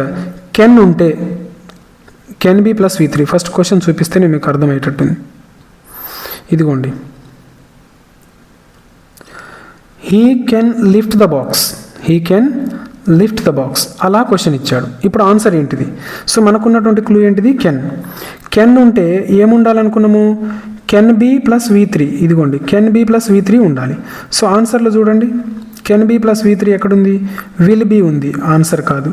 కెన్ బి ఉంది, ఆన్సర్ అవుతుంది. మస్ట్ బి ఉంది, ఆన్సర్ కాదు. ఇది కూడా ఆన్సర్ కాదు. మనకు కెన్ బి ప్లస్ ఇక్కడ లిఫ్టెడ్ అంటే V3. సో ఈ విధంగా. సో ఇప్పుడు ఇంకేమేమి ఉన్నాయో ఒకసారి చూద్దాం. ఇప్పుడు అర్థమైంది కదా. సో గమనించండి, ఒకవేళ కుడ్ ఉంటే కుడ్ బి ప్లస్ V3 ఉంటుంది ఆన్సర్. మే ఉంటే మే బి ఉంటుంది. మైట్ ఉంటే మైట్ బి ఉంటుంది, పక్కన V3 కామన్గా ఉంటుంది. నెక్స్ట్ విల్ ఉంటే వుడ్ బి ఉంటుంది. వుడ్ ఉంటే వుడ్ బి ఉంటుంది, ఇది గమనించాలి. వుడ్ ఉన్నప్పుడు వుడ్ బినే, మళ్ళీ ఇంకోటి వెతుకోవద్దు మనం. నెక్స్ట్ షెల్ ఉన్నప్పుడు షెల్ బి ఉంటుంది. షుడ్ ఉన్నప్పుడు షుడ్ బి ప్లస్ V3, ఈ V3లు కామన్గా గుర్తుపెట్టుకోవాలి. మస్ట్ ఉన్నప్పుడు మస్ట్ బి. ఆర్ టు ఉన్నప్పుడు are to be plus V3. Need not ఉన్నప్పుడు need not to be plus V3. So ఆ విధంగా మనము గుర్తుపెట్టుకోవాలి, రైట్. సో ఆల్రెడీ ఇక్కడ చేశాం కదా ఆన్సర్. సో ఈ విధంగా చాలా ఈజీ. అన్ని టాపిక్స్లలో టఫ్ అయినవే active voice passive voice, degrees of comparison, తర్వాత direct indirect speech, simple compound complex, ఇవి. కానీ నేను చెప్పిన లాజిక్స్ తోటి మాత్రం వాటిని ఎంత ఈజీగా అంటే అంత ఈజీగా మీరు నేర్చుకోవచ్చు. సో ఇది కూడా యాక్టివైజ్ ప్యాసివైజ్ సంబంధించి లాజిక్ కూడా మీకు అర్థమైందని ఆశిస్తున్నాను. సో నెక్స్ట్ మనం నేర్చుకోబోయేది డైరెక్ట్ స్పీచ్ మరియు ఇండైరెక్ట్ స్పీచ్. ఇవి రెండు కన్ఫ్యూజ్ అవ్వద్దు. ఈ రెండింటిని పక్కాగా నోట్స్ రాసుకొని, అంటే ఈ లాజిక్సే రాసుకొని ప్రాక్టీస్ చేసుకుంటే సంతోషం. సో గమనించండి, ఇందులో కూడా చేంజెస్ ఉంటాయి. మనకు మెయిన్ హెల్పింగ్ వర్బ్ని బట్టే లాజిక్స్ పనిచేస్తాయి. డైరెక్ట్ స్పీచ్లో యామ్ ఈజ్ ఉంటే ఇండైరెక్ట్ స్పీచ్లో వాజ్ ఉంటుంది. అంటే మనకిచ్చినటువంటి క్వశ్చన్ డైరెక్ట్ స్పీచ్లో ఉంటే రైట్, అందులో డైరెక్ట్ స్పీచ్లో యామ్ గనక ఉంటే, ఇప్పుడు మనల్ని దానికి ఇండైరెక్ట్ స్పీచ్ ఏమని అడిగిండు. డైరెక్ట్ స్పీచ్లో ఒక సెంటెన్స్ ఇచ్చి అందులో యామ్ ఉంది, దాని ఇండైరెక్ట్ స్పీచ్ ఏంటిది అని అడిగాడు. అప్పుడు ఏం ఆన్సర్ అవుతుందంటే వాజ్ ఉన్నదే ఆన్సర్ అవుతుంది. అది ఇక్కడ ఉన్న లాజిక్. సో ఇక్కడ గమనించండి, ఒక బిట్ చేస్తే మనకు అర్థమవుతుందని చెప్పుకున్నాం కదా. He said I am happy. So yam ఉంది కదా, దీన్ని ఇప్పుడు ఇండైరెక్ట్ స్పీచ్లో మార్చమన్నాడు. యామ్ ఎలా మారుతుందని చెప్పుకున్నాం మనము, వాజ్గా మారుతుందని చెప్పుకున్నాం. సో ఒకసారి గమనిద్దాం. He said that he was happy, he said that he is happy, he said that he has happy, he said that he had been happy. So ఇందులో గమనించండి, వాజ్ యామ్ ఎలా మారుతుంది, వాజ్గా. సో ఇక్కడ ఈజ్గా ఉంది, ఇక్కడ వాజ్గా ఉంది, ఇది కరెక్ట్ ఆన్సర్ అవుతుంది. ఇది రాంగ్ ఆన్సర్ ఎందుకంటే ఈజ్ ఉంది. ఇక్కడ రాంగ్ ఆన్సర్ ఎందుకంటే హ్యాజ్ ఉంది, ఇక్కడ హ్యాడ్ ఉంది. సో ఆ విధంగా అనమాట, అర్థమైంది కదా. సో ఇంకొన్ని కూడా అటువంటివి చూద్దాము. ఆర్ కనుక ఉంటే వర్ ఉండాలి. వాజ్ వర్ డైరెక్ట్ స్పీచ్లో ఉంటే ఇండైరెక్ట్ స్పీచ్లో హ్యాడ్ బీన్ అనేటువంటిది ఆన్సర్ అవుతుంది. విల్ ఉంటే would, shall, should, can, could, షుడ్గానే ఇటువంటివి కూడా గుర్తుపెట్టుకోవాలి. మళ్ళీ షుడ్గానే ఉంటుంది. Have, had, next had, may, might, must, had to, ఇది ఇంపార్టెంట్. ఇటువంటి వాటిని బేస్ చేసుకొని బిట్ అడుగుతుంటాడు. యూజ్ టునే ఉంటుంది. సో ఈ టేబుల్ కంపల్సరీ గుర్తుపెట్టుకోవాలి. అదేవిధంగా ఇలా క్వశ్చన్ చూడాలి. క్వశ్చన్ చూసిన తర్వాత అందులో మనం ఈ డైరెక్ట్ ఇండైరెక్ట్ స్పీచ్కి సంబంధించి ఫస్ట్ హెల్పింగ్ వర్బ్ ఏముందనేటువంటిది వెతుక్కోవాలి, రైట్. సో డైరెక్ట్ స్పీచ్కు సంబంధించి కూడా లాజిక్ను మనము నేర్చుకున్నాము. నెక్స్ట్ వచ్చేసి మనం నేర్చుకోబోయేటువంటి లాజిక్ వచ్చేసి కామన్ నౌన్కు సంబంధించి, రైట్. కామన్ నౌన్కు సంబంధించి కూడా జస్ట్ ఒక చిన్న ట్రిక్ మాత్రమే. ఆ ట్రిక్ మీకు తెలియడం కోసమే ఇది చెప్పడం జరిగింది. గమనించండి, ప్రతి టాపిక్ మీద దాదాపు 50 to 40 to 50 బిట్స్ నేను సపరేట్గా చేసిన లాజిక్స్, ఈ ప్రతి లాజిక్ మీద ఒక 40 బిట్స్ని నేను చేసుకుంటూ వచ్చాను. జస్ట్ ఇందులో మనం 1-2 మాత్రమే చేస్తున్నాం కదా, కాబట్టి ఇంకా తరోగా నేను నేర్చుకోవాలనుకుంటే ఆ వీడియోస్ చూడగలరు. సో నెక్స్ట్ గమనించండి, కామన్ నౌన్కు సంబంధించినటువంటి కొన్ని ఇంపార్టెంట్ థింగ్స్ నేర్చుకుందాం. అసలు కామన్ నౌన్ అంటే సాధారణ పేరు. అది ఒక వ్యక్తి యొక్క కానీ, ఒక స్థలం యొక్క కానీ, ఒక జంతువు కానీ, ఒక వస్తువు యొక్క, ఓకే, వ్యక్తి కానీ, స్థలం కానీ, జంతువు కానీ, వస్తువు కానీ, వాటి యొక్క సాధారణ పేర్లను మనం కామన్ నౌన్ అంటాం. ఓకే, అంటే for example bye, girl, cow, dog, village, city, right, country. ఇది ఆల్రెడీ మనకందరికీ తెలిసినవి అవి, రైట్. కానీ కామన్ నౌన్ ఉండి కొన్నిసార్లు అవి కామన్ నౌన్గా చెప్పకూడదు. వాటి దగ్గర కామన్ నౌన్ ఉంటుంది కానీ అవి కామన్ నౌన్గా చెప్పకూడదు. అలా కూడా ఉంటుంది. కాబట్టి ఆ మిస్టేక్ మీరు చేస్తారనే ఉద్దేశంతో ఈ లాజిక్ని నేను ఇందులో ఇంక్లూడ్ చేయడం జరిగింది. అదేంటిదంటే గమనించండి, ఇప్పుడు మన ఇంటి దగ్గర కౌ ఉందనుకోండి. కౌ అంటే ఆవు. మీరు బయటకు వచ్చారు, కొంచెం దూరం వెళ్ళారు, అక్కడ మళ్ళీ మీకు ఒక ఆవు కనిపించింది. సో గమనించండి, దీన్ని ఏమంటాం, ఇంటి దగ్గర కనిపించిన ఆవుని కవ్వని అని చెప్తాం. ఇప్పుడు వేరే దగ్గరకు వచ్చినాం, అక్కడ కనిపించినా కవ్వే అంటాం, రైట్. అది కామన్ నౌన్. కానీ ఇక్కడ ఒక లాజిక్ ఉంది. ఇలా ఉంటే అది కామన్ నౌన్ కాదు. ఎలా? ఫర్ ఎగ్జాంపుల్ రివర్ ఉంది, సరే, రివర్ ఉన్నది. River common noun. రివర్కు పేరుకు ముందు గంగా అని ఉన్నది, అంటే అది ఏ రివరో ఉంది. గంగా రివర్ అంటే ఇప్పుడు అది దాని యొక్క సొంత పేరు. సో అదేమవుతుంది? ప్రాపర్ నౌన్ అవుతుంది, రైట్. సో గంగా రివర్ అనేటువంటిది కామన్ నౌన్ కాదు. ఓన్లీ రివర్ అని ఉంటేనే కామన్ నౌన్.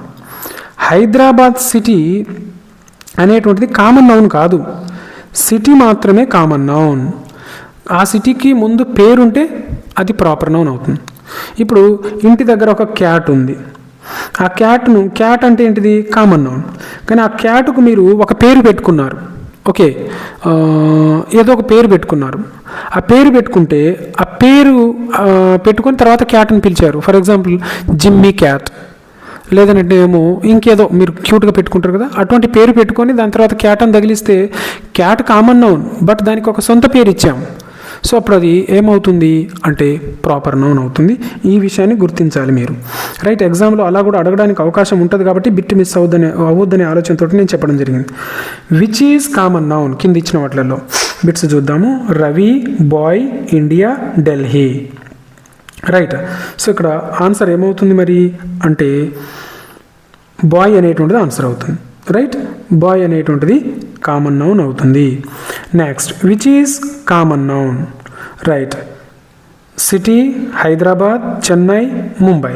సో ఇవి మూడు కూడా సిటీ నేమ్సే, కానీ అవి ప్రాపర్ నేమ్ అంటే వాటికి ఒక సొంత పేరు, ఆ సిటీకి సొంత పేరు.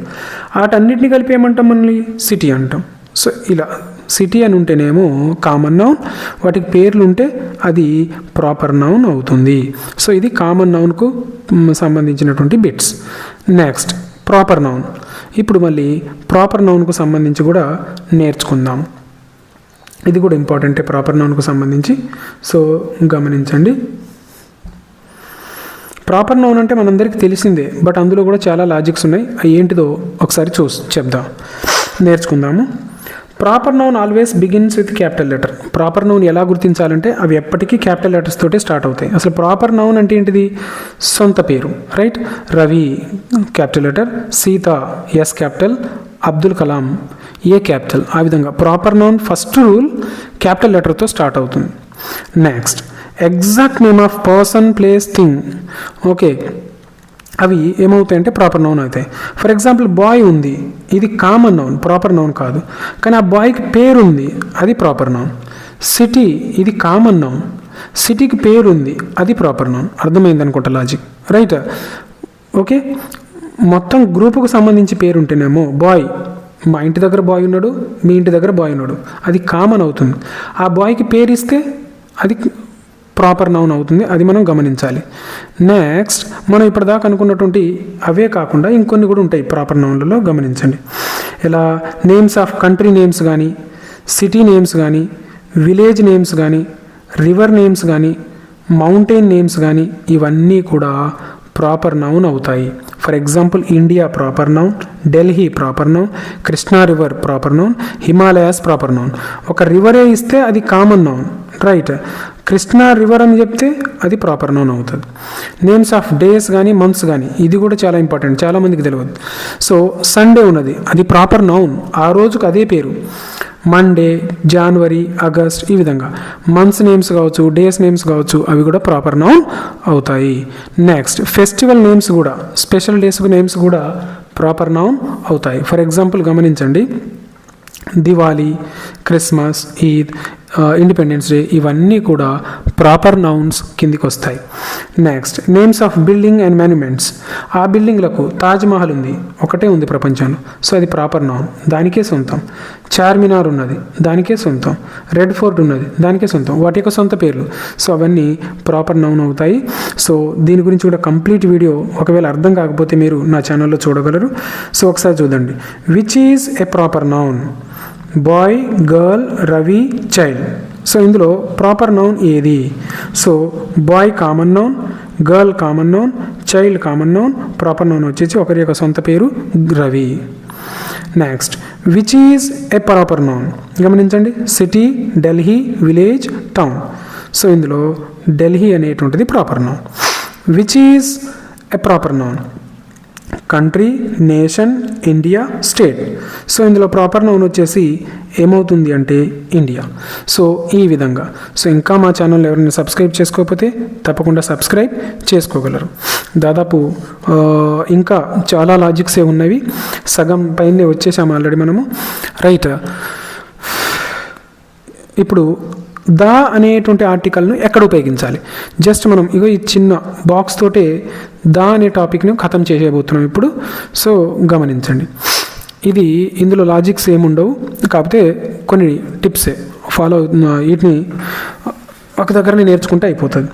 దా అనేటువంటిది ఫస్ట్ దేనికి ఉపయోగిస్తామంటే ఖచ్చితంగా చెప్పేటప్పుడు ఉపయోగిస్తాం. ఓకే, అది కూడా చూడండి. మౌంటైన్ నేమ్స్ ముందు, డెజర్ట్స్ నేమ్స్ ముందు దా ఉపయోగిస్తాం. ఫర్ ఎగ్జాంపుల్ ద హిమాలయాస్ అనాలి, ద డెజర్ట్ అనాలి.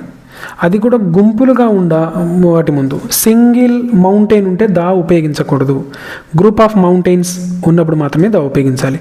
అదేవిధంగా వాటర్ బాడీస్ ఏవైతే ఉన్నాయో రివర్ నేమ్స్ ముందు, సీస్ నేమ్స్ ముందు, ఓషియన్ నేమ్స్ ముందు, గల్ఫ్స్ నేమ్స్ ముందు, కెనాల్ నేమ్స్ ముందు మనం దా ఉపయోగించాలి.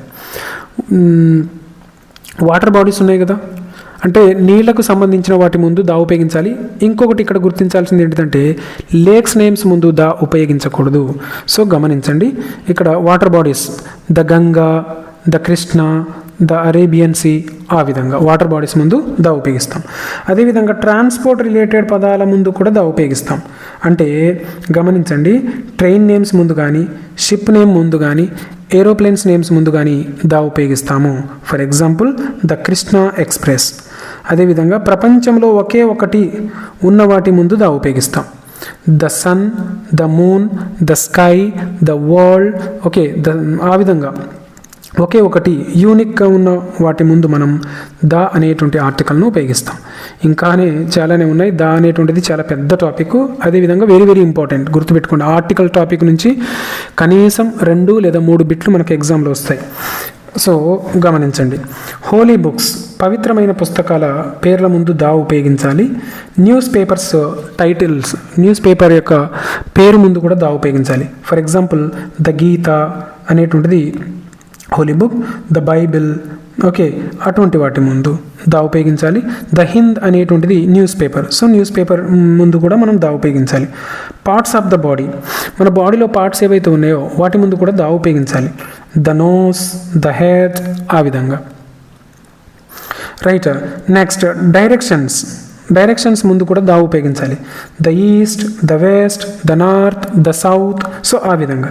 సో ఇక్కడ గమనించండి, ఇంకొకటి విషయం ఏంటిదంటే డైరెక్షన్స్ ఏవైతే ఉన్నాయో డైరెక్షన్ పేర్లు రాసేటప్పుడు కంపల్సరీ క్యాపిటల్ లెటర్ రాయాలి.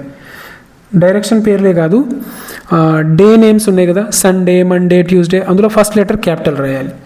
అదేవిధంగా డైరెక్షన్స్ ఈస్ట్ వెస్ట్ వాటిలలో కూడా ఫస్ట్ లెటర్ ఈ క్యాపిటల్ రాయాలి. ఇవి కాకుండా మంత్ నేమ్స్ ఉన్నాయి కదా, జనవరి, ఫిబ్రవరి, మార్చ్, వాటిలలో కూడా ఫస్ట్ లెటర్ క్యాపిటల్ రాయాలి. అది రూల్, గుర్తుపెట్టుకోండి. పంక్చువేషనల్ రూల్. పంక్చువేషన్కి సంబంధించిన టాపిక్లో అవి వీటిలో అడగడానికి అవకాశం ఉంటుంది. బిఫోర్ ద ఆర్డినల్ నెంబర్స్ ఏవైతే ఉన్నాయో వాటి ముందు కూడా మనం దా ఉపయోగించాలి. For example the first, the second, the third, ఆ విధంగా వాటి ముందు కూడా మనము దా అనేటువంటి ఆర్టికల్ను ఉపయోగించాలి. అదేవిధంగా బిఫోర్ ద ఈఎస్టీ యాడ్జెక్టివ్స్, ఏదైనా యాడ్జెక్టివ్ ఈఎస్టీ తోటి ఎండ్ అయితే అక్కడ కూడా మనం దా ఉపయోగించాలి. ఫర్ ఎగ్జాంపుల్ ఇక్కడ గమనించండి, ద టాలెస్ట్. సో ఇక్కడ ఏమున్నది, ఈఎస్టీ ఉన్నది. రైట్, ఈఎస్టీ తోటి ఎండ్ అయింది. సో కాబట్టి దాని ముందు ఏమి ఉపయోగించాలి, the. Next musical instruments. Before the musical instruments, సంగీత వాయిద్య పరికరాల పేర్ల ముందు కూడా దా ఉపయోగించాలి. For example the violin. Right, గమనించండి, the violin, the guitar, the sitar. So ఆ విధంగా. అదేవిధంగా కొన్ని పదాలు ఉంటాయి, రిపబ్లిక్, కింగ్డమ్, ఈ విధంగా దేశాల పేర్లకు ముందు, అదేవిధంగా యూనియన్, సొసైటీ, ఫెడరేషన్, అటువంటి పదాల ముందు దా ఉపయోగించాలి. గుర్తుపెట్టుకోండి. For example the United Kingdom, the employees union. Right, so వాటి ముందు మనము ద అనేటువంటి ఆర్టికల్ను ఉపయోగించాలి. చాలా ఇంపార్టెంట్ ద అనేటువంటిది. ఓకే, అందుకే ఇన్ని రూల్స్ ఉన్నాయి. Before abbreviations, United states of America, United అనేటువంటి వచ్చే వాటి ముందు కూడా దా ఉపయోగించాలి. The USA. గౌట్ ఆఫీసర్స్ ఉంటారు కదా, వారి ముందు కూడా, వారి డెసిగ్నేషన్ ముందు కూడా దా ఉపయోగించాలి. The collector, the head master, the principal, the director. So ఆ విధంగా చెప్పే వాటి ముందు కూడా దా ఉపయోగించాలి. The chief minister. ఓకే, ఎందుకంటే వాళ్ళు సపరేట్ అండ్ సూపర్లేటివ్స్ కాబట్టి. Before the names of festival names కూడా ముందు కూడా మనం దా ఉపయోగించాలి. The republic day, the independence day. Right, ఆ విధంగా. The children's day. ఓకే, తర్వాత రివల్యూషన్స్ కానీ మూమెంట్స్ కానీ, ఉద్యమాలు, విప్లవాలు, వాటి యొక్క పేర్ల ముందు కూడా మనం దా ఉపయోగించాలి. The Telangana movement. Right, next before the historical events and ages, చరిత్రలో జరిగిన గొప్ప గొప్ప సంఘటనలు ఉన్నాయి కదా, ఆ సంఘటనల పేర్ల ముందు కూడా దా ఉపయోగించాలి. The golden era. Right. Nationality ముందు కూడా ద ఉపయోగించాలి. జాతీయతను చూపించే పదాల ముందు కూడా ద ఉపయోగించాలి. ఫర్ ఎగ్జాంపుల్ ద ఇండియన్స్, ఆ విధంగా. నెక్స్ట్, ఒక నౌన్ రెండోసారి వస్తే కూడా మనం ద ఉపయోగించాలి. అది ఎలానో ఇప్పుడు ఇక్కడ చూద్దాం. చూడండి, ఐ బాత్ ఏ కెమెరా. ఇక్కడ కెమెరాను గమనించండి. And I presented the camera to my sister. So ఇక్కడ గమనించండి, కెమెరా ఇక్కడ వచ్చింది, మళ్ళీ అదే కెమెరా ఇక్కడ రిపీట్ అయింది, అదే నౌను. సో అలా రిపీట్ అయినప్పుడు అక్కడ ఏం ఉపయోగించాలి? ఇగో ఇక్కడ గమనించండి, దా ఉపయోగించాము. సో అలా రిపీట్ అయినప్పుడు ఏం ఉపయోగించాలంటే సెకండ్ టైం దగ్గర, ఫస్ట్ దగ్గర కాదు, సెకండ్ టైం దగ్గర దా ఉపయోగించాలి. రైట్. సో ఆ విధంగా, ఎందుకంటే ఫస్ట్దేమో మనకు తెలియదు, ఒక కెమెరా అని చెప్పాం, తర్వాత ఆ కెమెరా ఏంటిదో ఆల్రెడీ మనకు ముందు ఇంట్రడ్యూస్ అయింది కాబట్టి సెకండ్ టైం దాని మీద అది పక్కా అదే కెమెరా ఖచ్చితంగా అని చెప్తున్నాం కదా, అందుకు. Next, names of museums, historical monuments, tombs, forts. అంటే మ్యూజియంస్ కావచ్చు, చారిత్రక కట్టడాలు కావచ్చు, సమాధుల పేర్లు కావచ్చు, కోటలు కావచ్చు, వాటి పేర్ల ముందు మనం ద అనే ఆర్టికల్ను ఉపయోగించాలి. For example the Salar Jung museum, the red fort. So ఇవి ద అనేటువంటి ఆర్టికల్కు సంబంధించినటువంటి లాజిక్. సో ఈ లాజిక్స్ మీద ఇప్పుడు బిట్స్ను ప్రాక్టీస్ చేద్దాం. గమనించండి, dash Himalayas are very high. So ఇక్కడ ఏమొస్తుంది? హిమాలయాస్ అంటే హిమాలయ పర్వతాలు, అంటే పర్వతాల సముదాయం, ఒకటి కాదు అది. సో ఏమొస్తుంది? A and the, no article. So already నేర్చుకున్నాం కదా, పర్వతాల సముదాయాల ముందు దా ఉపయోగించాలి. Next, dash Ganga is a holy river. So water body, Ganga అంటే వాటర్ బాడీస్ కాబట్టి వాటి ముందు ఏం ఉపయోగించాలి? ద ఉపయోగించాలి. A and the, no article. So ఇక్కడ వచ్చేసి ద అనేటువంటిది correct answer. Next, he bought dash umbrella. He bought dash umbrella. A and the, no article. So ఇక్కడ వచ్చేసి ఏమవుతుంది? అంబ్రెల్లా. సో మనం చెప్పుకున్న దారుల్లో లేదు కదా, లేదు కాబట్టి దాన్ని ఏం చేయాలి అంటే అలా మీరు పెట్టేస్తారనే ఆలోచనతో దీన్ని జంప్ చేయడం జరిగింది. అంబ్రెల్లా తెలుగులో రాసుకోవాలి. డౌట్ వచ్చింది రావాలి వెంటనే. అంబ్రెల్లా, ఆ వచ్చింది కదా, మనం ఇంతకుముందు చెప్పుకున్నాం కదా, ఆ నుంచి ఔ దాకా కనుక ఆ సౌండ్ పలికితే అక్కడ యాన్ ఉపయోగించాలని. సో ఆన్సర్ యాన్ అవుతుంది. సో ఇవి ఈ ద అనేటువంటి ఆర్టికల్కు సంబంధించినటువంటి లాజిక్స్. నెక్స్ట్ వచ్చేసినాం మనం. నెక్స్ట్ వచ్చేసి ఏంటిదంటే సెంటెన్సెస్కు సంబంధించి 4 టైప్స్ ఉంటాయి. వీటి మీద కూడా రికగ్నిషన్ ఉంటుంది. అంటే అది ఒక సెంటెన్స్ ఇచ్చేసి అది ఏ సెంటెన్స్ అని అడుగుతాడు. ఇక గమనించండి, ఫస్ట్ బిట్ చూద్దాం. Which of the following is an assertive sentence. కింద ఇచ్చిన వాటిలలో అసర్టివ్ సెంటెన్స్ ఏది అని అడుగుతాడు. Which of the following is an imperative sentence. కింద ఇచ్చినటువంటి వాటిలలో ఇంపరేటివ్ సెంటెన్స్ ఏది అని అడుగుతాడు. సో వాటిని ఒకసారి నేర్చుకుందాం. గమనించండి. అసర్టివ్, ఫస్ట్ది అసర్టివ్ సెంటెన్స్. అసర్టివ్ సెంటెన్స్ అంటే ఈ విధంగా ఉంటుంది. షీ ఈజ్ ఏ టీచర్ అంటే అది చివరిలో ఫుల్ స్టాప్ ఉంటుంది. అసర్టివ్ సెంటెన్స్కు చివరిలో ఫుల్ స్టాప్ ఉంటుంది. అదేవిధంగా ఈ సెంటెన్స్ ఎలా ఉంటుందంటే సబ్జెక్ట్ ఉంటుంది, వర్బ్ ఉంటుంది, ఆబ్జెక్ట్ ఉంటుంది. సబ్జెక్ట్, వర్బ్, ఆబ్జెక్ట్ ఈ విధంగా ఉంటే అది అసర్టివ్ సెంటెన్స్ అవుతుంది. లాస్ట్కు ఫుల్ స్టాప్ ఉంటుంది. దీని తర్వాత నెక్స్ట్ నేర్చుకోబోయేది ఇంపరేటివ్ సెంటెన్స్. ఇంపరేటివ్ సెంటెన్స్ అంటే అందులో కమాండ్స్ ఉంటాయి, అంటే ఆజ్ఞలు ఉంటాయి, రిక్వెస్ట్లు ఉంటాయి, అంటే వినతులు, అడ్వైజ్ సలహాకు సంబంధించిన పదాలు, సజెషన్స్ సూచనలకు సంబంధించినవి కానీ పదాలు, వార్నింగ్స్ హెచ్చరికలు ఉంటాయి. అటువంటి అన్నీ కూడా ఇంపరేటివ్ సెంటెన్స్ అంటాం. ఇంకొక లాజిక్ ఏంటిదంటే ఇంపరేటివ్ సెంటెన్స్ వర్బ్ తోటి స్టార్ట్ అవుతుంది. Go there, open the door, close the door. So ఇటువంటి అన్నీ ఇంపరేటివ్ సెంటెన్స్ అవుతాయి. Next interrogative. ఇంట్రాగేటివ్ సెంటెన్స్ అనేటువంటిది ఎలా ఉంటుందంటే అయితేనేమో WH వర్డ్స్ తోటి స్టార్ట్ అవుతుంది. అంటే who are you, what are you doing ఆ విధంగా. లేదంటేనేమో హెల్పింగ్ వర్బ్ తోటి, అంటే is he a boy, is she going to market, ఆ విధంగా హెల్పింగ్ వర్బ్స్తో స్టార్ట్ అవుతుంది. లాస్ట్కి ఏముంటుంది? క్వశ్చన్ మార్క్ ఉంటుంది. అది ఇంపరేటివ్. ఇంట్రాగేటివ్. ఇంట్రాగేటివ్ అంటేనే ఇంట్రాగేషన్, క్వశ్చన్. ఎక్స్క్లమేటరీ అంటే ఇంకా చాలా ఈజీ. ఇది సడన్, ఆశ్చర్యార్థకాన్ని తెలియజేసే పదాలు, సడన్ ఫీలింగ్ చేసే తెలిపేటువంటి. ఫర్ ఎగ్జాంపుల్ దీని లాస్ట్కు ఆశ్చర్యార్థకం ఉంటుంది. రైట్. సో ఇప్పుడు చూద్దాం. ఇందులో అసర్టివ్ సెంటెన్స్ ఏది అని అడిగాడు కదా, ఓపెన్ ద డోర్, ఇది వర్బ్ తోటి స్టార్ట్ అయింది కాబట్టి ఇది కాదు. Next she is my friend, what is your name, how beautiful, ఇది ఎక్స్క్లమేషన్ ఉంది, క్వశ్చన్ మార్క్ ఉంది. సో ఈ 3 కాదు, ఆన్సర్ వచ్చేసి she is my friend. Next ఇందులో ఇంపరేటివ్ అన్నాడు. ఇంపరేటివ్ అంటే ఇదిగోండి, ఇది ఇంపరేటివ్ అంటే ఏముండాలి, వర్బ్ తోటన్నా స్టార్ట్ అవ్వాలి, లేదంటే సలహానో సూచననో వార్నింగో ఉండాలి. హీ ఈజ్ ఏ టీచర్, అలా ఉందా, అది లేదు. ప్లీజ్ క్లోజ్ ద విండో, ఇది ఆన్సర్ అవుతుంది. రైట్, ప్లీజ్ తోటి కూడా స్టార్ట్ అవుతాయి, అది రిక్వెస్ట్కి సంబంధించింది కాబట్టి. WH అంటే అది ఇంట్రాగేటివ్, ఇది WH అంటే ఇంట్రాగేటివ్. సో ఇది దీనికి సంబంధించింది. నెక్స్ట్ వచ్చేసి డిక్షనరీలో షార్ట్ ఫామ్స్ ఉంటాయి. ఓకే, రెఫరింగ్ డిక్షనరీ అనేటువంటి టాపిక్కు సంబంధించి సిలబస్లో రెఫరింగ్ డిక్షనరీ అనేటువంటి టాపిక్కు సంబంధించి అంశాలు ఇవి. సో ఒకసారి ఇందులో కూడా గమనించండి. డిక్షనరీలో ఎలా అంటే ADJ ఉంటే ఇగో వీటిని అడుగుతాడు, ఈ షార్ట్ ఫామ్ ఇచ్చి అది దీన్ని తెలియజేస్తుంది. లేదంటే ప్రిపోజిషన్ యొక్క షార్ట్ ఫామ్, డిక్షనరీలో షార్ట్ ఫామ్ ఏంటిది అని అడుగుతాడు. సో అలా ఇగో ఇక్కడ ఇచ్చాడు, ఫస్ట్ ఒక బిట్ చూద్దాం. ఇక్కడ గమనించండి. What does N stands for, డిక్షనరీలో N దేని గురించి తెలియజేస్తుంది. నెక్స్ట్ డిక్షనరీలో V అంటే ఏంటిది, డిక్షనరీలో VT అంటే ఏంటిది, డిక్షనరీలో VI అంటే ఏంటిది, డిక్షనరీలో ADJ అంటే ఏంటిది. ADJ ఒకసారి గమనించండి, ఇందులో ఉంటుంది, ఇదిగోండి ఫస్ట్ది ADJ అంటే ఏంటిది, యాడ్జెక్టివ్. సో ఇక్కడ గమనించండి. సో ఆన్సర్ ఏమవుతుంది, యాడ్జెక్టివ్ అవుతుంది. సో ఆ షార్ట్ ఫామ్స్, డిక్షనరీ యొక్క షార్ట్ ఫామ్స్ ఏంటిదో ఒకసారి నేను మీకు ప్రజెంట్ చేస్తాను, గమనించండి.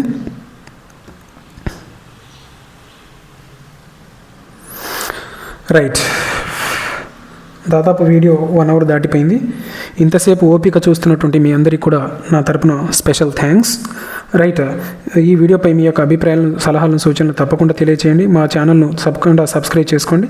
ఇంకా చాలా ఉన్నాయి మనం ఇందులో డిస్కషన్ చేసుకోవాల్సినవి, అయ్యేదాకా వీడియోను క్లోజ్ చేయను. రైట్, సో గమనించండి. డిక్షనరీలో ADG అంటే అర్థం ఏంటిదంటే యాడ్జెక్టివ్. సో గమనించండి, బిట్ మనకు ఇదిచ్చి ఇదన్నా అడుగుతాడు, లేదా ఇదిచ్చి ఇదన్నా అడుగుతాడు, కాబట్టి 2 నేర్చుకోవాలి. కాకపోతే ఈజీనే. ADG అంటే యాడ్జెక్టివ్, ADV అంటే యాడ్వర్బ్, PREP అంటే ప్రిపోజిషన్, CONJ అంటే కంజంక్షన్, PRON అంటే ప్రొనౌన్, INTERJ అంటే ఇంటర్జెక్షన్, ART అంటే ఆర్టికల్, AUX అంటే ఆక్సిలరీ వర్బ్, SING సింగ్ అంటే సింగులర్, PL అంటే ప్లూరల్, ABBR అంటే అబ్రివియేషన్, CF అంటే కంపేర్, ESP అంటే ఎస్పెషల్లీ, ఈజీ అంటే ఫర్ ఎగ్జాంపుల్, ఐ అంటే దట్ ఈజ్, ఇది వెరీ ఇంపార్టెంట్ ఇందులో ఐ. రైట్, నెక్స్ట్ FIG అంటే ఫిగరేటివ్, LIT అంటే లిటరల్, USU అంటే యూజువల్లీ, OPP అంటే ఆపోజైట్, SYN అంటే సినోనేమ్, ANT అంటే యాంటోనిమ్, AME అంటే అమెరికన్ ఇంగ్లీష్లో మీనింగ్, C అంటే కౌంటబుల్ నౌన్, U అంటే అన్కౌంటబుల్ నౌన్, P అంటే పాస్ట్ పార్టిసిపల్, ఇంకా N అని ఉంటుంది. N అంటే నౌన్. రైట్, V అని ఉంటుంది, వర్బ్. నెక్స్ట్ ట్రాన్సిటివ్ వర్బ్ ఉంటుంది, ఇంట్రాన్సిటివ్ వర్బ్ ఉంటుంది, అవి కూడా ఉంటాయి. సో నేను ఎక్స్ప్లెయిన్ చేస్తాను, బిట్స్లలో కూడా ఎక్స్ప్లెయిన్ చేస్తాను. ఇందులో అన్నీ మెన్షన్ చేయలేదు, కొన్ని మిస్ అయినవి. ఆ మిస్ అయినవి మళ్ళీ మీరు ఫుల్ వీడియోలో కవర్ చేసుకోవచ్చు.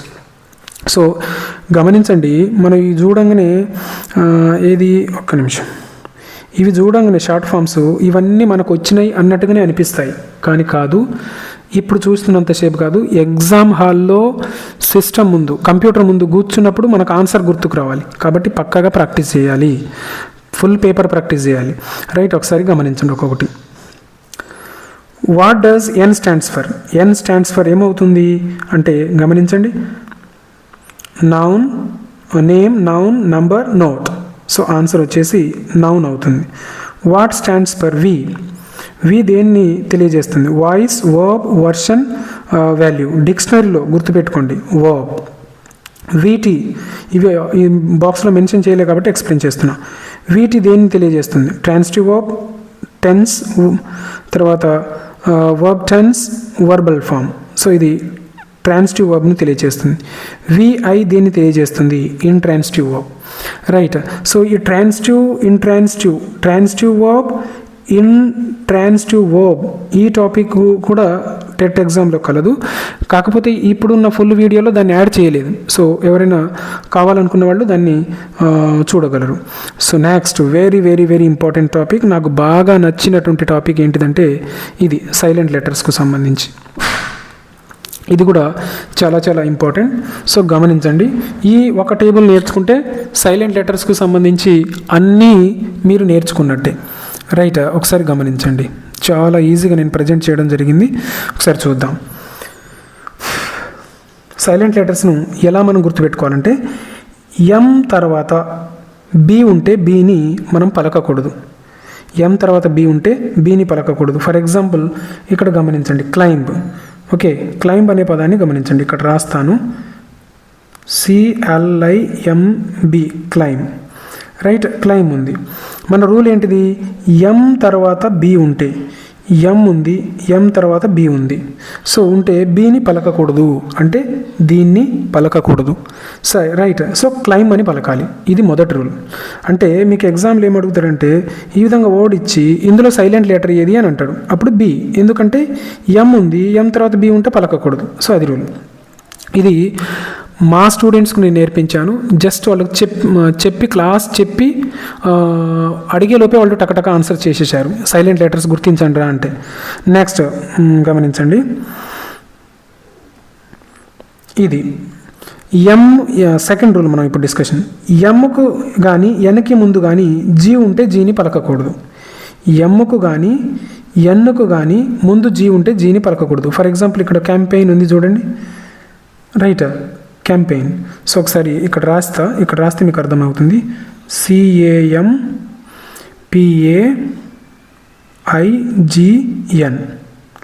సో రూల్ ఏంటిది, ఎమ్కు కానీ ఎన్కు కానీ ముందు జీ ఉంటే, ఇప్పుడు ఇక్కడ జీ ఉంది, దేనికి ముందు ఉంది, ఎన్కు ముందు ఉంది, ఎన్కు ముందు జీ ఉంటే పలకకూడదు. సో ఇక్కడ జీ సైలెంట్, అంటే ఇందులో జీ అనేటువంటిది సైలెంట్. సో టేబుల్ చిన్నగా ఉంది, జాగ్రత్తగా అబ్జర్వ్ చేస్తే మీకు అర్థమవుతుంది. నెక్స్ట్ ఈ టేబుల్ రాసి చదువుకోండి, ఇంకా మీకు ఈజీగా అర్థమవుతుంది. ఇంకొక సైలెంట్ లెటర్ రూల్ ఏంటిదంటే, ఒక పదంలో జీహెచ్ వచ్చినా ఉచ్చరించకూడదు. ఒక పదంలో జీహెచ్ ఉంటే ఉచ్చరించకూడదు. ఫర్ ఎగ్జాంపుల్ దో ఉన్నది, ఇందులో జీహెచ్ను మనం పలకకూడదు, సైలెంట్ లెటర్స్ అవి. జీహెచ్ తర్వాత ఒకవేళ టీ ఉన్నా, ఇగో ఇక్కడ చూడండి, క్యాచ్, టీ ఉంది, టీ ఉన్నా ఈ జీహెచ్ని పలకకూడదు, అది రూల్. నెక్స్ట్ ఇంకొకటి, కొన్ని పదాలలో హెచ్ను మనం పలకకూడదు, హెచ్ అనేటువంటిది సైలెంట్. సో ఇక్కడ గమనించండి, ఇక్కడ ఆనర్ అనాలి, హానర్ అనకూడదు. నెక్స్ట్ ఇది అందరికీ తెలిసిందే, ఒక పదంలో KN కలిసి వచ్చినప్పుడు కేని ఉచ్చరించకూడదు, అంటే పలకకూడదు. KN రెండు కలిసి వచ్చినప్పుడు ఎన్కు ముందున్న కేను పలకకూడదు. క్నో అనొద్దు, నౌ అనాలి. అదేవిధంగా ఇంకొకటి రూల్, ఒక పదంలో ఎల్ తర్వాత DKMF వస్తే ఎల్ను ఉచ్చరించకూడదు, అందుకే దీన్ని షుడ్ అన్నాం. ఓకే, షుడ్ అని చెప్తాం, ఎల్ను పలకము. ఎందుకంటే డి ముందు కానీ, కే ముందు కానీ, ఎం ముందు కానీ, ఎఫ్ ముందు కానీ, ఎన్ ముందు కానీ ఎల్ ఉంటే ఆ ఎల్లును పలకకూడదు. ఇది టెట్ ఎగ్జామ్ కోసమే కాదు, మన ఇంట్లో పిల్లలకు నేర్పడానికి పనికొస్తుంది ఈ సైలెంట్ లెటర్స్, మన స్టూడెంట్స్కు నేర్పడానికి పనికొస్తుంది, మనకు జనరల్ నాలెడ్జ్ కోసం పనికొస్తుంది. కాబట్టి ఇది very very important, TET not only TET concern. Right. దాని తర్వాత ఇంకొక రూల్ కూడా ఉంది సైలెంట్ లెటర్స్కు. ఒక పదంలో పి తర్వాత ఎస్ కానీ టీ కానీ ఉంటే పీని పలకకూడదు. అందుకే మనం ఫిజికాలజీ అని చదవం, సైకాలజీ అనే చదువుతాం. ఎందుకంటే పి తర్వాత ఎస్ కానీ టీ కానీ ఉంటే పలకం, కాబట్టి ఫిజికాలజీ అని చదవం, సైకాలజీ అని చదువుతాం. పీని సైలెంట్ చేస్తాం. పీని ఎందుకు సైలెంట్ చేస్తామంటే ఇది rule.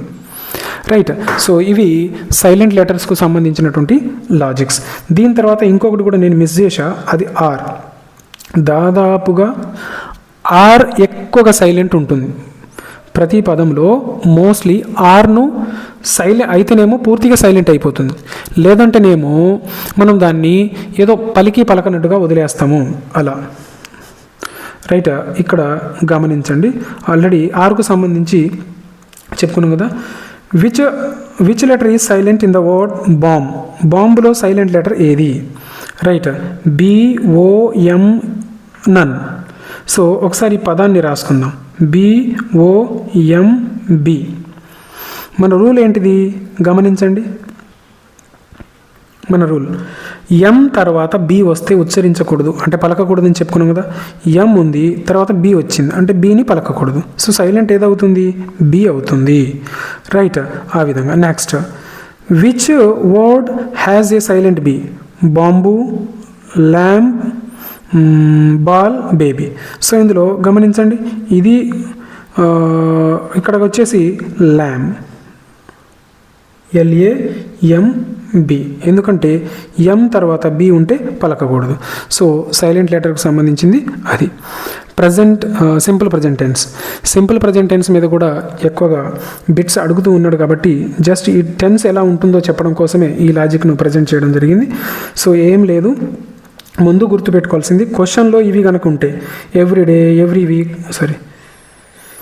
every day, every week, every month, every year, on Sunday, on Monday, daily, always, regularly, generally, and next often, seldom, generally.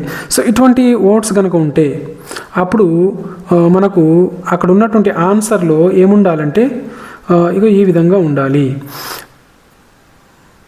అంటే సబ్జెక్ట్ ఉండాలి, వర్బ్ యొక్క మొదటి రూపం ఉంటుంది, ఆబ్జెక్ట్ ఉంటుంది. సో ఆ ఫామ్లో ఉందా లేదా అనేటువంటి చూసుకోవాలి. అయితే ఇక్కడ గమనించాల్సింది ఏంటిదంటే హీ, షీ, ఇట్ వచ్చినప్పుడు ఎస్ కానీ ఈఎస్ కానీ యాడ్ అవుతుంది అనేది గుర్తుపెట్టుకోవాలి.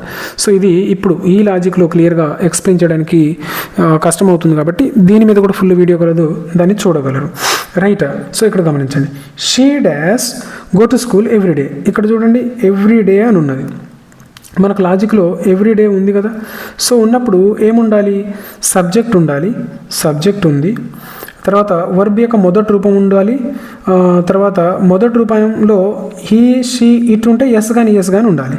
సో అదనమాట లాజిక్. సో ఇక్కడ షీ ఉంది కాబట్టి వర్బ్కి ఏముండాలి? ఇప్పుడు ఎస్ కానీ ఈఎస్ కానీ ఉన్నటువంటిది ఆన్సర్ అవుతుంది.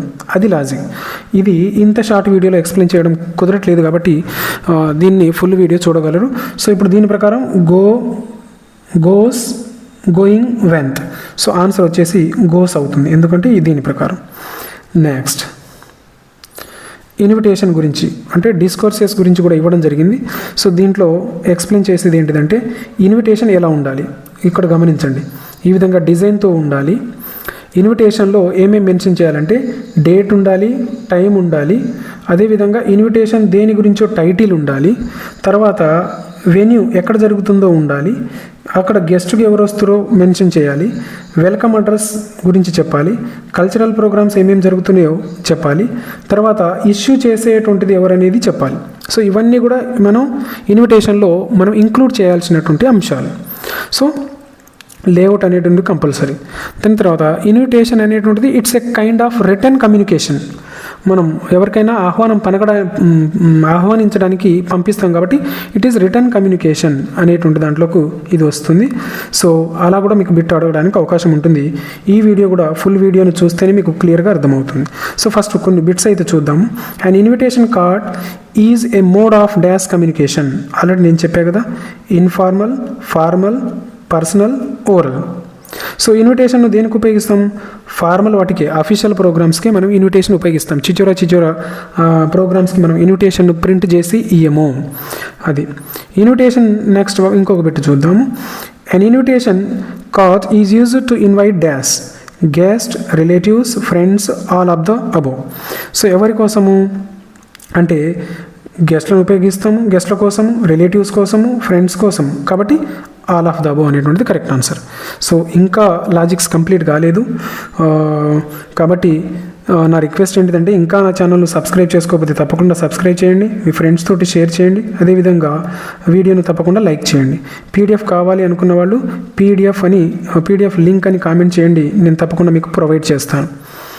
నెక్స్ట్, సబ్జెక్ట్ వర్బ్ అగ్రిమెంట్కు సంబంధించి కొంచెం స్పీడ్గానే వెళ్దాము, టైం కూడా చాలానే అవుతుంది కాబట్టి.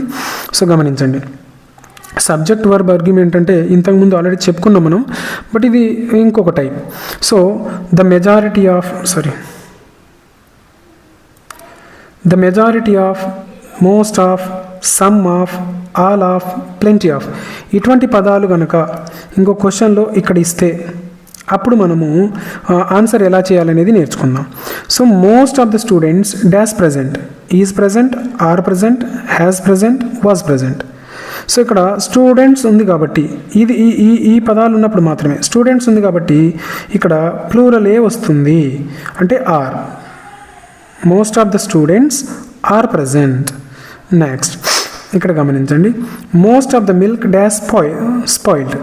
సో ఇక్కడ దీన్ని బట్టే హెల్పింగ్ వర్బ్ను దీన్ని బట్టే ఉపయోగిస్తాం. ఇది అన్కౌంటబుల్ కాబట్టి ఇక్కడ ఏం చేస్తాం, మనము ఈజ్ని ఉపయోగిస్తాం.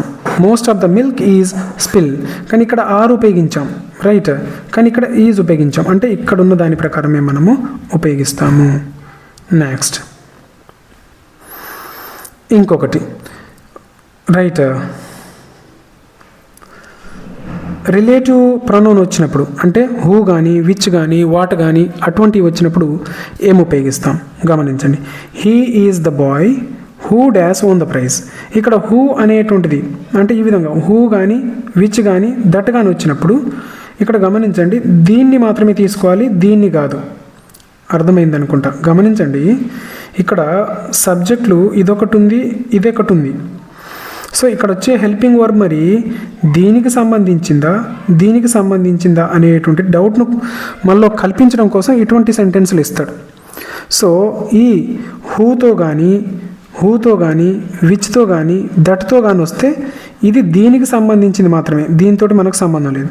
ఇక్కడ బాయ్ ఉంటే సింగులర్, ఇక్కడ బాయ్స్ ఉంటే plural. Bye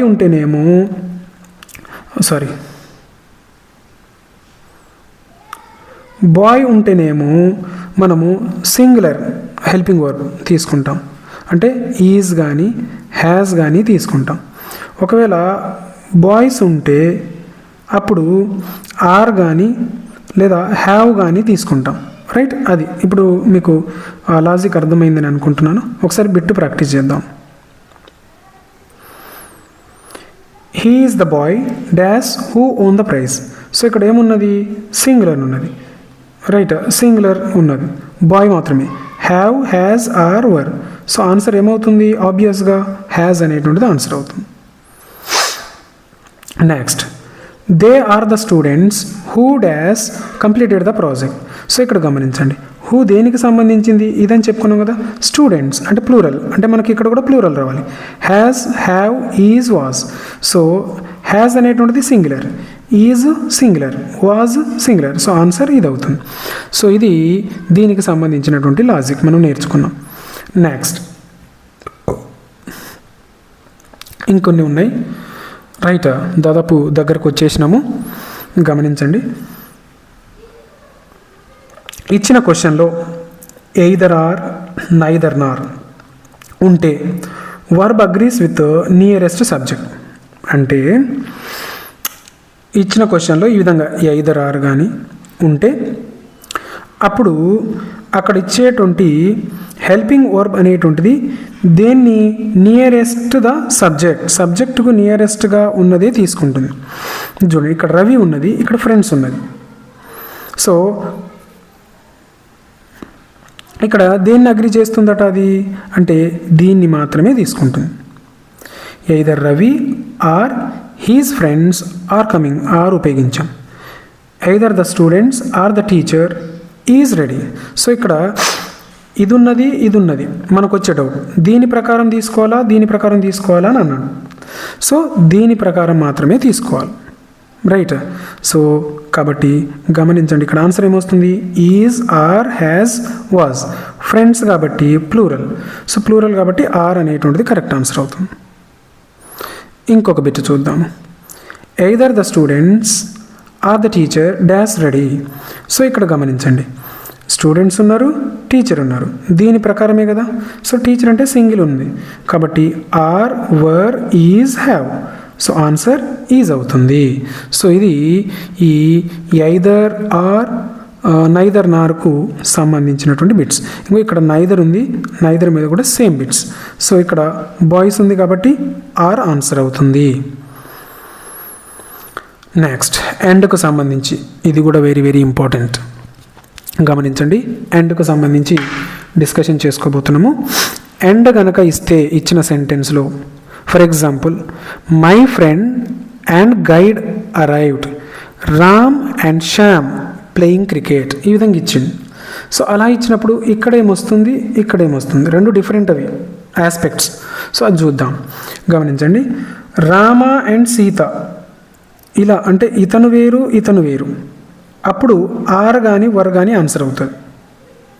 okay, for example Rama Sita ఇగో are friends. The collector and the district magistrate అంటే కలెక్టర్ అతనే, డిస్ట్రిక్ట్ మెజిస్ట్రేట్ అతనే, ఇద్దరు ఒకటే ఉండి అది అండ్ తోటి జాయింట్ అయితే అప్పుడు ఇగో ఈ విధంగా ఈజ్ కానీ హ్యాస్ కానీ వాజ్ కానీ ఆన్సర్ అవుతుంది. Okay, for example the singer and composer, అతనే సింగ్ చేస్తాడు మరియు అతనే సాంగ్ను కంపోజ్ చేస్తాడు, అప్పుడు మనం సింగులర్ హెల్పింగ్ వర్బ్ను ఉపయోగించాలి అని అంటున్నాడు. ఇది వెరీ వెరీ ఇంపార్టెంట్. అర్థమైందా? మరొకసారి చెప్పనా, గమనించండి. రెండు వేరు వేరు వ్యక్తులుండి అండ్తో కలపబడితే ఆర్ కానీ వర్ కానీ ఉపయోగించాలి. ఒకే వ్యక్తి అతనికి ఉన్నటువంటి రెండు క్యారెక్టర్స్ని అండ్తో కలపబడితే ఈజ్ హ్యాస్ వాజ్ ఈ మూడిట్లలో ఏదో ఒకటి ఉపయోగించాలి సందర్భాన్ని బట్టి. రైట్, ఇప్పుడు బిట్స్ చూద్దాం. My friend and guide arrived, నా ఫ్రెండ్ మరియు నా యొక్క గైడ్ అంటే ఇతను సేమ్ కాబట్టి ఏం ఉపయోగించాలి, హ్యాజ్ ఉపయోగించాలి. ఇక్కడ రామ్ మరియు శ్యామ్ ఇద్దరు వేరు వేరు కాబట్టి ఆర్ ఉపయోగించాలి. సో అలా లాజికల్గా ఎగ్జామ్లో బిట్ అడగడానికి అవకాశం ఉంటుంది. నెక్స్ట్ ఇంకొకటి చూద్దాం. వన్ ఆఫ్ ద ఉన్నప్పుడు ఎలా అనేటువంటిది చూద్దాం. గమనించండి, ఈ బిట్ కూడా చాలా ఇంపార్టెంట్, చాలాసార్లు టెట్ ఎగ్జామ్లో అడగడం జరిగింది. రైట్, గమనించండి. One of the students dash completed homework. So ఇక్కడ ఏమున్నది, స్టూడెంట్స్ అని ఉన్నది. ఓకే, ఇంతకుముందు రూల్స్ ఏం నేర్చుకున్నాం, ఇక్కడ దాని ప్రకారమే మనం హెల్పింగ్ వర్బ్ను యాడ్ చేయాలి అని అనుకున్నాం. కానీ వన్ ఆఫ్ ద ఉన్నప్పుడు అలా ఉండదు, డిఫరెంట్, వన్ ప్రకారమే యాడ్ చేయాలి. రైట్, అంటే ఇక్కడ గమనించండి, ఇప్పుడు ఆన్సరు ఇంతకుముందు అయితే ఇప్పుడు దీన్నే మనం తీసుకుంటే ఆర్ ఆన్సర్ అయిపోతుంది. ఓకే, లేదా హ్యావ్ ఆన్సర్ అయిపోతుంది. కానీ వన్ ఆఫ్ ద ఉన్నప్పుడు మాత్రం అలా చేయడానికి అవకాశం లేదు. వన్ ఆఫ్ ద ఉంటే ఇక్కడ స్టూడెంట్స్ తోటి సంబంధం లేదు, సింగులర్ హెల్పింగ్ వర్బ్ను మాత్రమే ఉపయోగించాలి. అంటే ఈజ్ కానీ హ్యాజ్ కానీ రైట్ ఉపయోగించాలి. సో ఇక్కడ ఆన్సర్ ఏమవుతుంది, have, has, are, were. So answer వచ్చేసి ఏమవుతుంది, హ్యాజ్ అనేటువంటిది ఆన్సర్ అవుతుంది. సో ఇవన్నీ కూడా అంతే. తర్వాత టైప్స్ ఆఫ్ కమ్యూనికేషన్కు సంబంధించి recognising real life communicative purpose అనేటువంటి అంశానికి సంబంధించి కూడా బిట్స్ అడగడం జరుగుతుంది. సో అవి కూడా లాజిక్స్ను ప్రిపేర్ చేయడం జరిగింది. ప్లీజ్ ఉంటే గమనించండి, ప్లీజ్ ఉంటే రిక్వెస్ట్ అని అర్థం, మే ఐ ఉంటే పర్మిషన్ కోసం అని అర్థం. సో ఒకసారి బిట్ చూస్తే మీకు అర్థమవుతుందేమో. రైట్, బిట్ ఎలా ఇస్తాడంటే గుడ్ మార్నింగ్ ఎవ్రీవన్ అని ఇస్తాడు. సో ఈ గుడ్ మార్నింగ్ ఎవ్రీవన్ అనేటువంటిది ఏంటిది, greeting, request, advice, complaint. So అలా అడుగుతాడు. అలా అడిగినప్పుడు గమనించండి, అదేమవుతుంది, గ్రీటింగ్ అవుతుంది. గ్రీట్ చేయడం, రైట్, పలకరించడం. సో ఆ విధంగా రియల్ లైఫ్ కమ్యూనికేషన్స్కు సంబంధించి అడుగుతాడు. కాబట్టి ప్లీజ్ కనుకుంటే రిక్వెస్ట్ అనేటువంటిది ఆన్సర్ అవుతుంది. మే ఐ కనుకుంటే పర్మిషన్ ఆన్సర్ అవుతుంది. షుడ్ ఉంటే అడ్వైజ్ ఆన్సర్ అవుతుంది. బీ కేర్ఫుల్ ఉంటే వార్నింగ్ అనేటువంటిది ఇచ్చినట్టుగా అందులో ఆన్సర్ ఉంటుంది. లెట్స్ ఉంటే అది సజెషన్, లెట్స్ మీద అడుగుతాడు, గుర్తుపెట్టుకోండి. కంగ్రాచులేషన్స్ ఉంటే కంగ్రాచులేషన్సే ఉంటుంది, దీని మీద అడగడు దాదాపు. థ్యాంక్ యూ ఉంటే అది కృతజ్ఞత, థ్యాంకింగ్ కిందకు. సారీ ఉంటే అపాలజీ. సో ఆ విధంగా బిట్ అడగడానికి అవకాశం ఉంటుంది. ఇప్పుడు could you please lend me your pen అని ఉన్నది. సో కుడ్ యూ ప్లీజ్ ఉంది. ప్లీజ్ ఉంటే ఏమన్నా అనుకున్నాం మనము, గమనించండి, రిక్వెస్ట్. సో ఇక్కడ ఆన్సర్ ఏమవుతుంది, invitation, request, warning, greeting. So answer ఏమవుతుంది మరి, రిక్వెస్ట్ అనేటువంటిది ఆన్సర్ అవుతుంది. సో అవి ఆ అంశానికి సంబంధించి లాజిక్స్. నెక్స్ట్ ఇంకొక లాజిక్ చూద్దాము. సబ్జెక్ట్ అండ్ వర్బ్ అగ్రిమెంట్కు సంబంధించి కొన్ని పదాలు ఎలా అంటే, ఫర్ ఎగ్జాంపుల్ ఇప్పుడు చూడండి, బాయ్ ఉన్నది, BOY. నెక్స్ట్ బాయ్స్ ఉన్నది. బాయ్ అంటే సింగులర్, బాయ్స్ అంటే ప్లూరల్, రైట్? ఇది సింగులర్ ఒక్కళ్ళే కాబట్టి బాయ్స్ అంటే ప్లూరల్. ఇప్పుడు నేను ఒక పదం ఇస్తాను మీకు, మ్యాథమెటిక్స్ ఉన్నది. మరి ఇప్పుడు దీనికి కూడా లాస్ట్కి ఎస్ ఉంది. మరి ఇది సింగులర్ అవుతుందా ప్లూరల్ అవుతుందా? ఫిజిక్స్ ఉన్నది, దీనికి కూడా లాస్ట్కి ఎస్ ఉంది. ఇది సింగులర్ అవుతుందా ప్లూరల్ అవుతుందా అనేటువంటిది దానికోసమే ఈ బిట్ అనమాట. సో ఇవేం చేస్తాయంటే, ఈ పదాలు చూడ్డానికి మనకు ప్లూరల్ లాగా కనిపిస్తాయి, ఓకే, అంటే చాలా మందిలా కనిపిస్తాయి, కానీ అలా కాదు. వాటి తర్వాత సింగులర్ హెల్పింగ్ వర్బ్ మాత్రమే ఉపయోగించాలి. ఇంకో but singular in meaning. So mathematics dash is my favourite subject, ఇది అడగడం జరిగింది చాలాసార్లు, రైట్? మ్యాథమెటిక్స్ తర్వాత ఆర్ వస్తుందా, వర్ వస్తుందా, ఈజ్ వస్తుందా, హ్యావ్ వస్తుందా? మ్యాథమెటిక్స్ తర్వాత ఈజ్ వస్తుంది. Mathematics is my favourite subject. Next police తర్వాత ఏమొస్తుంది అనేది మీరు కామెంట్ చేయండి. Physics dash essential for engineering students. Physics or, physics were, physics is, physics have. So ఇక్కడ ఆన్సర్ వచ్చేసి ఏమవుతుంది, ఇక్కడ చూడడానికి ఇది ఫ్లూరల్లా కనిపించినా సింగులరే, కాబట్టి ఆన్సర్ వచ్చేసి ఈజ్ అనేటువంటిది ఆన్సర్ అవుతుంది. Physics is. నెక్స్ట్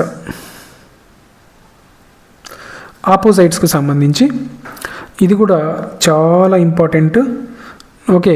ఆపోజైట్స్ ఇంత ఈజీలా నేను ఎక్కడ చూడలే, మీకు కూడా అలా అనిపించాలి. ఇది విన్న తర్వాత గమనించండి. సో గమనించండి, ఆపోజైట్స్ని అంటే యాంటోనిమ్స్ని మనం ఈజీగా ఏదైనా పదం ఇచ్చినప్పుడు దాని యొక్క యాంటోనిమ్స్ని ఈజీగా చేయొచ్చు. ఏదైనా పదం BMPతో ఎండ్ అయితే, స్టార్ట్ అయితే, ఓకే, IM యాడ్ చేస్తే అయిపోతుంది.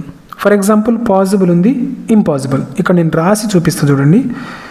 ఏదైనా పదము పాజిబుల్ అని రాద్దాం ఫస్ట్, పాజిబుల్. ఇప్పుడు రూల్ అప్లై చేద్దాం.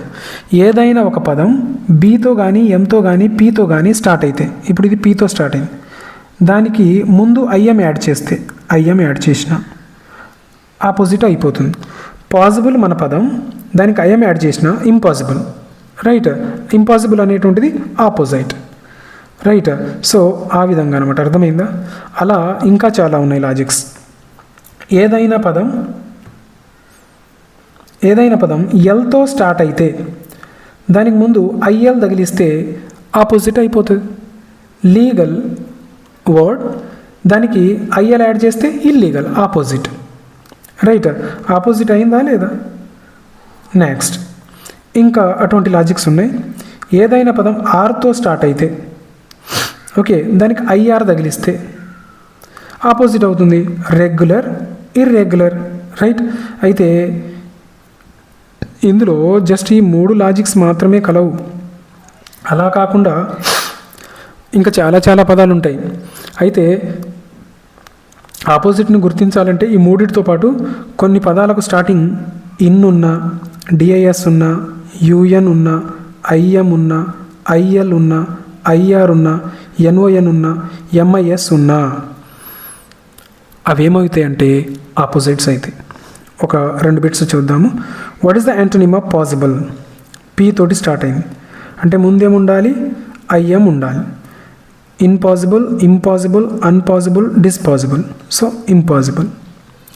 పొలైట్ ఉంది, ఏముండాలి, ఇంపొలైట్. పేషెంట్ ఉన్నది, దాని ముందు IM ఉండాలి. Unpatient, inpatient, impatient, patient. So answer ఎక్కడుంది, ఇది ఇంపేషెంట్. సో అది దానికి సంబంధించింది. సో డైరెక్ట్ ఇండైరెక్ట్ స్పీచ్ది ఆల్రెడీ మనం చెప్పుకున్నాము. సో ఇది ఇంట్రాగేటివ్ సంబంధించి, డైరెక్ట్ ఇండైరెక్ట్ స్పీచ్కి సంబంధించి ఆల్రెడీ చెప్పుకొని ఉన్నాం కదా. మా దేవుడా, ఎంత దాదాపు 1.5 hours అయింది. గమనించండి, డైరెక్ట్ స్పీచ్లో యామ్, ఈజ్ ఉంటే ఇంటరాగేటివ్ మనం ఇప్పుడు నేర్చుకునేది, అంటే క్వశ్చన్లో ఉన్నప్పుడు. ఇంకో ఇక్కడ చూడండి, he said to me are you ready, దీని యొక్క ఇండైరెక్ట్ స్పీచ్ ఏంటిది అని ఈ విధంగా అడుగుతాడు మనకు. అంటే క్వశ్చన్ తోటి అడిగినప్పుడు ఎలా గుర్తించాలనేటువంటిది. అప్పుడు యామ్ ఈజ్ ఉంటే వాజ్ ఉన్నటువంటిది ఆన్సర్ అవుతుంది, రైట్. ఆర్ ఉంటే వర్ ఉండాలి, వాజ్ వర్ ఉంటే హ్యాడ్ బీన్ ఉండాలి, విల్ ఉంటే would, shall should, can could, should, have had, may might, must had to, use to. So అంటే ఇండైరెక్ట్ స్పీచ్లో ఇవి, డైరెక్ట్ స్పీచ్లో ఇవి ఉంటే ఇండైరెక్ట్ స్పీచ్లో ఇవి వస్తాయి. సో ఇప్పుడు గమనించండి, మనకు హెల్పింగ్ వర్బ్స్ ఇంపార్టెంట్. వాయిస్కైనా గమనించండి, వాయిస్ టాపిక్ అయినా స్పీచ్, డైరెక్ట్ ఇండైరెక్ట్ స్పీచ్కైనా మనకు మెయిన్గా గుర్తించడానికి ఉపయోగపడేటువంటిది ఏంటిదంటే హెల్పింగ్ వర్బ్నే. సో ఇక్కడ ఆర్ ఉన్నది, ఆర్ ఉన్నప్పుడు ఆన్సర్ ఏముంటుంది, వర్. ఆర్కు ఇది ఆరే ఉంది, ఇది ఆన్సర్ కాదు. యామ్ ఉంది, ఇది ఆన్సర్ కాదు. వాజ్ ఉంది, ఇది ఆన్సర్ కాదు. వాజ్ ఉంది, ఇది ఆన్సర్ కాదు. అంటే మన లాజిక్ పని చేసినట్ట చేయనట్ట, చేయలే. ఓకే, సో ఇక్కడ ఆర్ ఉంది, ఆర్ యూ రెడీ అన్నాడు. So he said to me are you ready అన్నాడు. సో ఇక్కడ గమనించండి, ఈ ఆర్ అనేటువంటిది, ఒక్క నిమిషం క్లియర్గా చెప్తాను, ఎందుకంటే నా లాజిక్లో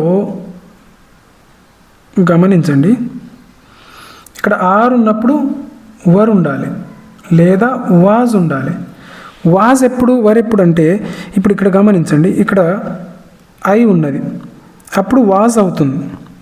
ఐ కాకుండా ఉంటే అప్పుడు ఇక్కడ వేరే వస్తే అప్పుడు వర్ వస్తుంది అనమాట. అంటే ఇక్కడ గమనించాల్సింది ఏంటిదంటే ఈ ఆర్ అనేటువంటిది ఇక్కడ ఉన్నటువంటి ప్రనౌన్, ఈ ప్రనౌన్ బట్టి మారుతూ ఉంటుంది, రైట్. సో ఆ విధంగా ఇక్కడ ఇంకొక బిట్ చూస్తే మనకు అర్థమవుతుంది. ఇప్పుడు ఇక్కడ గమనించండి, ఈజ్ ఉంది, ఈజ్ ఉంటే ఏముండాలి, వాజ్ ఉండాలి. So my friend, he is my friend, ఇది కాదు. ఈజ్ ఉంది, ఇది కాదు. వాజ్ ఉంది, రైట్, ఇది ఆన్సర్ అవుతుంది. ఇక్కడ కూడా వాజ్ ఉంది, బట్ దానికి దీనికి డిఫరెన్స్ ఏంటిదంటే క్వశ్చన్ మార్క్తో ఉన్నప్పుడు, క్వశ్చన్ తోటి ఉన్నప్పుడు ఇఫ్ అనే దాన్ని ఉపయోగించాలి, దట్ ఉపయోగించకూడదు. కాబట్టి ఇది ఆన్సర్ అవుతుంది. అయితే ఇక్కడ అంత క్లియర్గా ఎక్స్ప్లెయిన్ చేయడానికి లేదు, కాబట్టి దీనికి సంబంధించి కూడా కంప్లీట్ వీడియో నా ఛానల్లో కలవు, తప్పకుండా చూడగలరు. Next commas, right. కామాస్కు సంబంధించి గమనించండి, ఏదైనా టాపిక్ పూర్తి కాకముందు జస్ట్ స్మాల్ పాస్ ఇవ్వడానికి మనం ఉపయోగించేటువంటిది comma, small pause. Sentence complete అయితే ఫుల్ స్టాప్ ఉపయోగిస్తాం. పంక్చువేషనల్ మార్క్స్లో అడుగుతాడు, గుర్తుపెట్టుకోండి. పంక్చువేషనల్ మార్క్స్ అడుగుతాడు కాబట్టి గుర్తుపెట్టుకోండి. నెక్స్ట్ సమ్వన్ స్పీకింగ్, సమ్వన్ ఎవరో ఒకళ్ళు మాట్లాడుతుంటే వాళ్ళు మాట్లాడే ఇంపార్టెంట్ వర్డ్స్ని మనం ఇన్వర్టెడ్ కామాస్లో పెడతాం. అదేవిధంగా ఆస్కింగ్ సంథింగ్, ఏదైనా అడిగినప్పుడు మనం అక్కడ క్వశ్చన్ మార్క్, క్వశ్చన్ అడిగినప్పుడు క్వశ్చన్ మార్క్ డబ్ల్యూహెచ్ ఉన్న హెల్పింగ్ వర్బ్స్తో అయినా క్వశ్చన్ మార్క్ ఉపయోగిస్తాం. అవి వాడినప్పుడు స్ట్రాంగ్ ఎమోషన్స్కి మనం ఎక్స్క్లామేటరీ మార్క్ ఉపయోగిస్తాం. పొసెషన్ ఒక్కరికి సొంతం అని తెలియజేసేటప్పుడు అపాస్ట్రఫీ ఉపయోగిస్తాం. షార్ట్ ఫామ్ కోసం కూడా అపాస్ట్రఫీ ఉపయోగిస్తాం. గమనించండి, which punctuation mark shows a small short pause. Okay, short పాస్ను తెలియజేయడానికి ఉపయోగిస్తాం మనం comma, full stop, comma, question mark, colon. So answer comma. Next which punctuation marks ends a statement. ఒక స్టేట్మెంట్ ఎండ్ అవ్వాలి అంటే, కంప్లీట్ మీనింగ్ ఇచ్చేలా end అవ్వాలి అంటే ఏం ఉపయోగిస్తాం, comma, apostrophe, full stop, question mark. So answer వచ్చేసి ఏమవుతుంది, ఫుల్ స్టాప్, రైట్. ఇవి పంక్చువేషన్ మార్క్కు సంబంధించి కావాల్సిన వాళ్ళు తప్పకుండా చూడగలరు. నెక్స్ట్ కాంబినేషన్ ఆఫ్ రెండు సెంటెన్స్లను, రెండు టెన్స్లను ఒకే వాక్యంలో కలిపి కూడా బిట్స్ అడగడం జరుగుతుంది. అప్పుడు గమనించండి, మనం గుర్తుపెట్టుకోవాల్సింది ఏంటంటే పాస్ట్ పర్ఫెక్ట్, సింపుల్ పాస్ట్, ఈ రెండింటిని కంబైన్ చేసి బిట్స్ అడగడానికి అవకాశం ఉంటుంది. కాబట్టి అలా అడిగిండు కాబట్టి అప్పుడు ఎలా అంటే హ్యాడ్ ప్లస్ V3 ఉంటే ఇంకొక సెంటెన్స్ V2 ఉండాలి, లేదా హ్యాడ్ ప్లస్ V3 ఉంటే ఇంకో సెంటెన్స్ V2. ఒకవేళ ఇలా అడిగితే ఇది ఉండాలి ఆన్సర్. సో అలా గుర్తుపెట్టుకోండి, రైట్. అయితే ఇక్కడ గమనించాల్సింది ఏంటిదంటే మొదట జరిగిన పని ఏమో ఇది పాస్ట్ పర్ఫెక్ట్కు సంబంధించి, తర్వాత జరిగిన దాన్ని సింపుల్ పాస్ట్లో ఉండాలి. అది ఎలా అంటే ఫర్ ఎగ్జాంపుల్ ఇలా సెంటెన్స్ ఇస్తాడు మీకు, the train arrived we reached the station. Okay, ఇందులో గమనించండి, ఇందులో మొదట జరిగిన పని ఇది, తర్వాత జరిగిన పని ఇది. సో దాన్ని ఎలా అడుగుతాడంటే క్వశ్చన్లో ఆఫ్టర్ కానీ బిఫోర్ కానీ ఉపయోగించి చేయమంటారు. సో మొదట జరిగిన పనికి ఏం ఉపయోగించాలి మనము? హ్యాడ్ ప్లస్ V3 ఉపయోగించాలి. సో ఆఫ్టర్ తర్వాత హ్యాడ్ ప్లస్ V3 ఉపయోగించాలి కాబట్టి ఒకసారి గమనించండి. After the train arrived we had reached the station. After the train had arrived we reached the station. After the train arrives we reached the station. After the train had arrived we reached the station. Confuse అవ్వకండి, నేను దగ్గరికి చేసి చూపిస్తాను. Okay, ఇందులో after ఉపయోగించాము అంటే had plus V3 ఉండాలి, అదే రూల్. ఆఫ్టర్ ఉపయోగిస్తే హ్యాడ్ ప్లస్ V3 ఉందా? గమనించండి, ఆఫ్టర్ హ్యాడ్ ప్లస్ V3, ఇదిగోండి సెకండ్, ఇది ఆన్సర్. ఓకే, అది రెండు టెన్స్లను కలిసి ఇచ్చినప్పుడు మనం గుర్తించాల్సినటువంటి లాజిక్.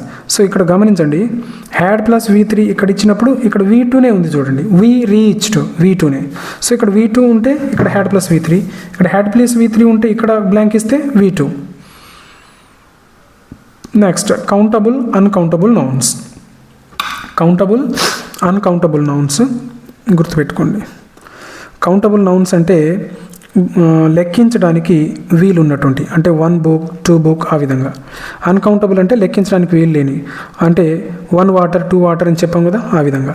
అయితే కౌంటబుల్ నౌన్స్కి సింగులర్ ప్లూరల్స్ ఉంటాయి, వీటికి మాత్రం సింగులర్ ప్లూరల్స్ ఉండవు. కౌంటబుల్ నౌన్స్ ముందు మనం ఆర్టికల్స్ని ఉపయోగిస్తాం, అన్కౌంటబుల్ నౌన్స్ ముందు ఆర్టికల్స్ను ఉపయోగించాం. ఓకే, కౌంటబుల్ నౌన్స్కు చాలా అని చెప్పేటప్పుడు యూజ్, మెనీ, ఫ్యూ ఆ విధంగా చెప్తాం. వీటికి మాత్రం మచ్, లిటిల్ అని ఆ విధంగా చెప్తాం. సో ఇది కూడా ఫుల్ వీడియో చూడగలరు, ఒకసారి గమనించండి. Which is a countable noun? గమనించండి, వాటర్, రైస్, బుక్, మిల్క్. ఇందులో కౌంటబుల్ నౌన్ ఏది?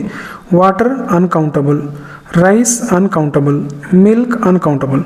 సో ఇక్కడ బుక్ అనేటువంటిది కౌంటబుల్ నౌన్ అవుతుంది. Next between, among. దాదాపు ఎండింగ్కి వచ్చినాము. Right, between among. బిట్వీన్ అంటే గమనించండి, బిట్వీన్ అంటే ఇద్దరి మధ్య, అమాంగ్ అంటే ఇద్దరి కంటే ఎక్కువగా ఉన్నప్పుడు ఉపయోగించాలి. సో అది ఒక్కటి గుర్తుపెట్టుకుంటే చాలు, మీరు ఏ బిట్ అయినా చేయగలుగుతారు. రైట్, ఒకసారి గమనించండి, ఒక బిట్ చేద్దాం. Divide the sweets dash 2 boys. ఇద్దరి మధ్య అని అన్నాడు కదా, కాబట్టి బిట్వీన్. కొంచెం స్పీడ్గానే వెళ్దాము. బిసైడ్స్, బిసైడ్స్ రెండు చూడడానికి సేమ్ ఉంటాయి, కాకపోతే డిఫరెన్స్ ఉంటుంది. బిసైడ్ అంటే పక్కన, బిసైడ్స్ అంటే అదనంగా. బిసైడ్ అంటే అతను నా పక్కన కూర్చున్నాడు అని చెప్పేటప్పుడు బిసైడ్ ఉపయోగిస్తాం. బిసైడ్స్ అంటే అదనంగా, నాకు తెలుగు, హిందీ మరియు ఇంగ్లీష్ కూడా వచ్చు అదనంగా అని చెప్పేటప్పుడు ఇది ఉపయోగిస్తాం. ఓకే, ఇప్పుడు ఇక్కడ గమనించండి. He sat dash me in the classroom. నా పక్కనే కూర్చున్నాడు కాబట్టి బిసైడ్.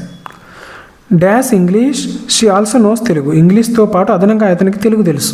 సో అదనంగా అన్నప్పుడు బిసైడ్స్. ఇదే దానికి సంబంధించిన డిఫరెన్స్. నెక్స్ట్ ఇన్ ఆల్రెడీ మనం చెప్పుకొని ఉన్నాము, సో మళ్ళీ ఇక్కడ ఏం అవసరం లేదు. తర్వాత క్వశ్చన్ ట్యాగ్ దగ్గరకు వచ్చాము. క్వశ్చన్ ట్యాగ్లో ప్లీజ్ కానీ, కమాండ్స్ కానీ, ఇన్విటేషన్స్ కానీ ఉన్నట్లయితే అప్పుడు విల్ ఉపయోగించాలి. వర్బ్తో స్టార్ట్ అయితే విల్ యూ ఉపయోగించాలి. ప్లీజ్ ఉంటే విల్ యూ, వర్బ్తో స్టార్ట్ అయితే విల్ యూ, ఇన్విటేషన్ ఉంటే వోంట్ యూ. ఇంక చూడండి, ప్లీజ్ హెల్ప్ మీ అని ఇచ్చాడు, అప్పుడు మనం నేర్చుకున్న లాజిక్ ఏంటిది? Will you. So answer will you. Next open the window అని ఉన్నది, దేంతో స్టార్ట్ అయింది? వర్బ్ తోటి స్టార్ట్ అయింది. సో ఆన్సర్ ఏమవుతుంది మనకు? Will you. గమనించండి, విల్ యూ. సో ఇవి రాసి పెట్టుకోండి ఈ రూల్స్. దీని తర్వాత లెట్ తోటి కనుక ఉంటే, లెట్ తోటి క్వశ్చన్ ట్యాగ్ కనుకుంటే, ఇది కూడా చాలా ఇంపార్టెంట్, దీని మీద కూడా చాలాసార్లు బిట్స్ అడగడం జరిగింది. లెట్ తోటి కనుకుంటే షల్ వి అనేటువంటిది ఆన్సర్ అవుతుంది, లెట్స్ కనుక ఉంటే. కానీ ఇంకోటి గమనించండి, let me, let him, let her, let them, let John అని ఉంటే విల్ యూ ఉపయోగించాలి. ఇది వెరీ ఇంపార్టెంట్. ఇప్పుడు బిట్ చూద్దాం. Let's go to the park. ఇక్కడ దేనితోటి ఉంది? లెట్స్ తోటి ఉంది. లెట్స్తో ఉన్నప్పుడు షెల్ యూ ఉపయోగించాలి. లెట్స్తో ఉంటే షెల్ యూ, నేను విల్ యూ చెప్పినట్టున్నాను అంతకుముందు. Shell you. లెట్స్ తోటి ఉంటే షెల్ యూ, రైట్. కాబట్టి లెట్స్తో ఉన్నప్పుడు ఆన్సర్ షెల్ వి. కన్ఫ్యూజ్ అయ్యా, గమనించండి. మళ్ళీ ఒకసారి లాజిక్ చెప్తాను. లెట్స్ తోటి ఉంటే షెల్ వి ఆన్సర్ అవుతుంది. అలా కాకుండా let me, let him, let her, let them, let John ఏదైనా పేరు అలా ఉంటే విల్ యూ. ఇది ఇంపార్టెంట్. ఇప్పుడు ఇచ్చినటువంటి బిట్లో ఏమున్నది? లెట్స్ అని ఉన్నది. లెట్స్ అని ఉంటే షెల్ వి. సో ఆన్సర్ ఎక్కడ? ఇది. ఓకే, సో ఆ విధంగా గుర్తుపెట్టుకోండి. నెక్స్ట్ సింగులర్ ప్లూరల్కు సంబంధించిన రూల్. జస్ట్ లాజిక్ని చెప్పుకుంటూ వెళ్తా. దాదాపు 2 hours దగ్గరకు వచ్చేసాం కాబట్టి గమనించండి. ఏదైనా వర్బ్ కావచ్చు, నౌన్ కావచ్చు, అది వీటితోటి ఎండ్ అయితే, రైట్, ఎస్తో కానీ, ఎస్ఎస్తో కానీ, ఎస్హెచ్తో కానీ, సిహెచ్తో కానీ, ఓతో కానీ, ఎక్స్తో కానీ ఎండ్ అయితే అప్పుడు మనం ఏం చేస్తామంటే ఆ పదానికి లాస్ట్కి ఈఎస్ యాడ్ చేసి దాన్ని ప్లూరల్ చేస్తాం. ఫర్ ఎగ్జాంపుల్ బుష్ ఉంది, ఎస్హెచ్ తోటి ఎండ్ అయింది అంటే దానికి ఏమవుతుంది? ఈఎస్ యాడ్ చేయాలి. ఓకే, అది ఒక రూలు. ఎఫ్ కానీ ఎఫ్ఈతో కానీ ఏదైనా ఒక వర్డ్ ఎఫ్ కానీ ఎఫ్ఈ తోటి ఎండ్ అయితే విఎస్ను యాడ్ చేయాలి. ఫర్ ఎగ్జాంపుల్ లీఫ్ ఉంది, లీఫ్ దేంతో ఎండ్ అయింది? ఎఫ్ తోటి ఎండ్ అయింది కాబట్టి విఈఎస్ రాయాలి ప్లూరల్ చేయడం కోసం. లీవ్స్. ఓకే, రెండో రూల్ నేర్చుకున్నాం, వెరీ ఇంపార్టెంట్ అవి. నెక్స్ట్ వై పక్కన కాన్సోనెంట్ ఉంటే, ఐఈఎస్ ఉపయోగిస్తాం, రైట్. అంటే ఓవెల్స్ కాకుండా ఉన్నప్పుడు ఐఈఎస్ ఉపయోగిస్తాం. స్టోరీస్. అలా కాకుండా వై పక్కన ఏఈఐఓయు ఉంటే అప్పుడు ఎస్ను మాత్రమే ఉపయోగిస్తాం. డేస్. వెరీ ఇంపార్టెంట్, కావాలంటే జాగ్రత్తగా అబ్జర్వ్ చేయండి. ఐఈఎస్, వైని మనం తీసేసేటప్పుడు ప్లూరల్ చేయాలనుకున్నప్పుడు ఐఈఎస్ ఉపయోగిస్తామని అనుకుంటాం, కానీ అన్ని సందర్భాల్లో కాదు. అది జాగ్రత్తగా గుర్తుపెట్టుకోరి. తర్వాత బ్రదర్ ఇన్ లాకు ప్లూరల్ ఏమవుతుందంటే బ్రదర్స్ ఇన్ లా అవుతుంది. మ్యాన్ సర్వెంట్కు మెన్ సర్వెంట్స్ అవుతుంది. గమనించండి, సర్వెంట్ ఇక్కడ సర్వెంట్స్, మ్యాన్ ఇక్కడ మెన్. తర్వాత మ్యాన్ టీచర్కి మెన్ టీచర్స్ అవుతుంది. అయితే కొన్ని లాటిన్ వర్డ్స్ ఉంటాయి, వాటి యొక్క ప్లూరల్ చేంజ్ అయ్యేటప్పుడు వేరే ఉంటుంది. ఎండ్స్ విత్ యు అస్. ఏదైనా పదం యుఎస్తో ఎండ్ అయితే, ఇప్పుడు చూడండి సిలబస్ దేంతో ఎండ్ అయింది? యుఎస్ తోటి. అలా ఎండ్ అయినప్పుడు యుఎస్ స్థానంలో ఐని యాడ్ చేస్తాం. సిలబస్ ఏమవుతుంది? సిలబీ అవుతుంది. Ends with UM. ఏదైనా వర్డ్ యుఎంతో ఎండ్ అయితే, ఫర్ ఎగ్జాంపుల్ స్టేడియం ఉంది. ఓకే, స్టేడియం దేంతో ఎండ్ అయింది? యుఎంతో. అలా ఎండ్ అయినప్పుడు యుఎం తీసేసి మనం యుఎంను తీసేసి ఏ రాస్తే సరిపోతుంది. స్టేడియా. మీడియా ఆ విధంగా. అదేవిధంగా కొన్ని పదాలు ఎండ్స్ విత్ ఐఎస్ తోటి ఎండ్ అయితే అప్పుడు ఐఎస్ను తీసేసి ఈఎస్ రాస్తే అది ప్లూరల్ అయిపోతుంది. For example oasis. ఇందులో గమనించండి, ఒయాసిస్లో ఐఎస్ను తీసేసి ఒయాసెస్ ఆ విధంగా. ఓకే, ఇంకొకటి ఉన్నది రూల్. కొన్నిసార్లు సింగులర్ని, కొన్నిసార్లు ప్లూరల్ వర్డ్స్, కొన్నిసార్లు సింగులర్ ఉంటాయి అదే వర్డ్, కొన్నిసార్లు ప్లూరల్గా ఉంటుంది. అది ఎలా అంటే I have 5,000 rupees. Okay, I have 5,000 rupees అనొద్దు, ఐ హ్యావ్ 5,000 రూపీ అని మాత్రమే అనాలి. ఇక్కడ ఎస్ ఉపయోగించాల్సిన అవసరం లేదు. ఒక బిట్ ప్రాక్టీస్ చేద్దాం. What is the plural of the word leaf? Leaf యొక్క ప్లూరల్ ఏంటిది? లీఫ్ దేంతో ఎండ్ అయింది? ఎఫ్ తోటి. ఎఫ్తో ఎండ్ అయితే ఎఫ్ను తీసేసి ఏం యాడ్ చేయాలి? ఇంకో ఇది రూల్, విఎస్. సో లీవ్స్, ఇంకో విఎస్. ఇది ఆన్సర్ అవుతుంది. నెక్స్ట్ కొన్ని వర్డ్స్ ఉంటవి ఫిక్స్డ్ ప్రైజెస్ ప్రిపోజిషన్స్ తోటి. సో ఒకసారి చూసుకుంటూ వెళ్ళిపోదాం. ఫీలింగ్ తోటి ఉన్న వాటికి ఆఫ్ ఉపయోగిస్తాం. Afraid of, fond of, proud of, ashamed of. So capable of, incapable of, వీటి తర్వాత ఆఫే వస్తుందన్నమాట. Conscious of, deserving of, right, full of, short of, free of. So వీటికి సంబంధించి కంప్లీట్ వీడియో కలదు, అది కూడా చూడగలరు. సో ఇక్కడ ఇంకొకటి నేర్చుకుందాం. ఇక్కడ ఇచ్చినటువంటి కొన్ని పదాలకు ప్లూరల్స్ ఉండవు. సో అవి ఎప్పుడూ కూడా వాటి తర్వాత ఎస్ ఉండదు, అది మనం నేర్చుకోవాలి. లగేజ్ ఉంటుంది, లగేజెస్ ఉండదు. ఆల్ఫాబెట్ ఉంటుంది, ఆల్ఫాబెట్స్ అనము. అయితే ఒక్క లాంగ్వేజ్ గురించి మాట్లాడేటప్పుడే ఆల్ఫాబెట్ అంటాం. 2-3 లాంగ్వేజ్ల యొక్క లెటర్స్ గురించి మాట్లాడుకునేటప్పుడు మాత్రం ఆల్ఫాబెట్స్ అనొచ్చు. ఇంగ్లీష్ ఉన్నది, ఏబిసిడీల గురించి మాట్లాడేటప్పుడు దాన్ని ఆల్ఫాబెట్ అనే అనాలి, ఆల్ఫాబెట్స్ అనొద్దు. తెలుగు లాంగ్వేజ్లో ఉన్న ఐఈలు, ఇంగ్లీష్ లాంగ్వేజ్లో ఉన్న ఏబిసిడీలు అని ఈ రెండింటిని కంపేర్ చేస్తూ మాట్లాడేటప్పుడు ఆల్ఫాబెట్ అనొచ్చు. లగేజ్ ఉంటుంది, లగేజెస్ ఉండదు.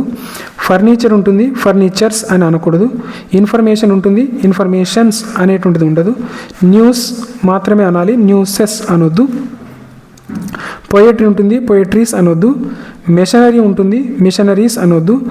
Bread, soap, advice, scenery, sugar, milk, gold, petrol, money, weather, alphabet. So ఏవైతే ఉన్నాయో వీటికి ఫ్లూరల్స్ అనేటువంటివి మనం ఎస్ కానీ యాడ్ చేయడానికి అవకాశము ఉండదు. దీనికి సంబంధించి కంప్లీట్ వీడియో చూస్తే ఇంకా మీకు క్లారిటీ వస్తుంది. ఒక బిట్ చూద్దాం. వీ రిసీవ్ నో డాష్ అని ఇచ్చింది. Informations, information, informatives, informs. So ఇక్కడ ఆన్సర్ వచ్చేసి ఇన్ఫర్మేషన్స్ అనేటువంటిది రాదు, ఇన్ఫర్మేషన్ అని మాత్రమే అనాలి. So information is correct answer, informations అనొద్దు. నెక్స్ట్ ప్రజెంట్ పర్ఫెక్ట్ టెన్సెస్ అందులో చూసుకోండి, అవి ఇప్పుడు చెప్పడం పాసిబుల్ అవ్వదు. సో హోమోనిమ్స్ అండ్ హోమోఫోన్స్ ఇది కూడా సింపుల్ లాజికే. హోమోఫోన్స్ ఫస్ట్, హోమోనిమ్స్ తర్వాత. గమనించండి, ప్రొనౌన్సియేషన్ సేమ్ ఉండి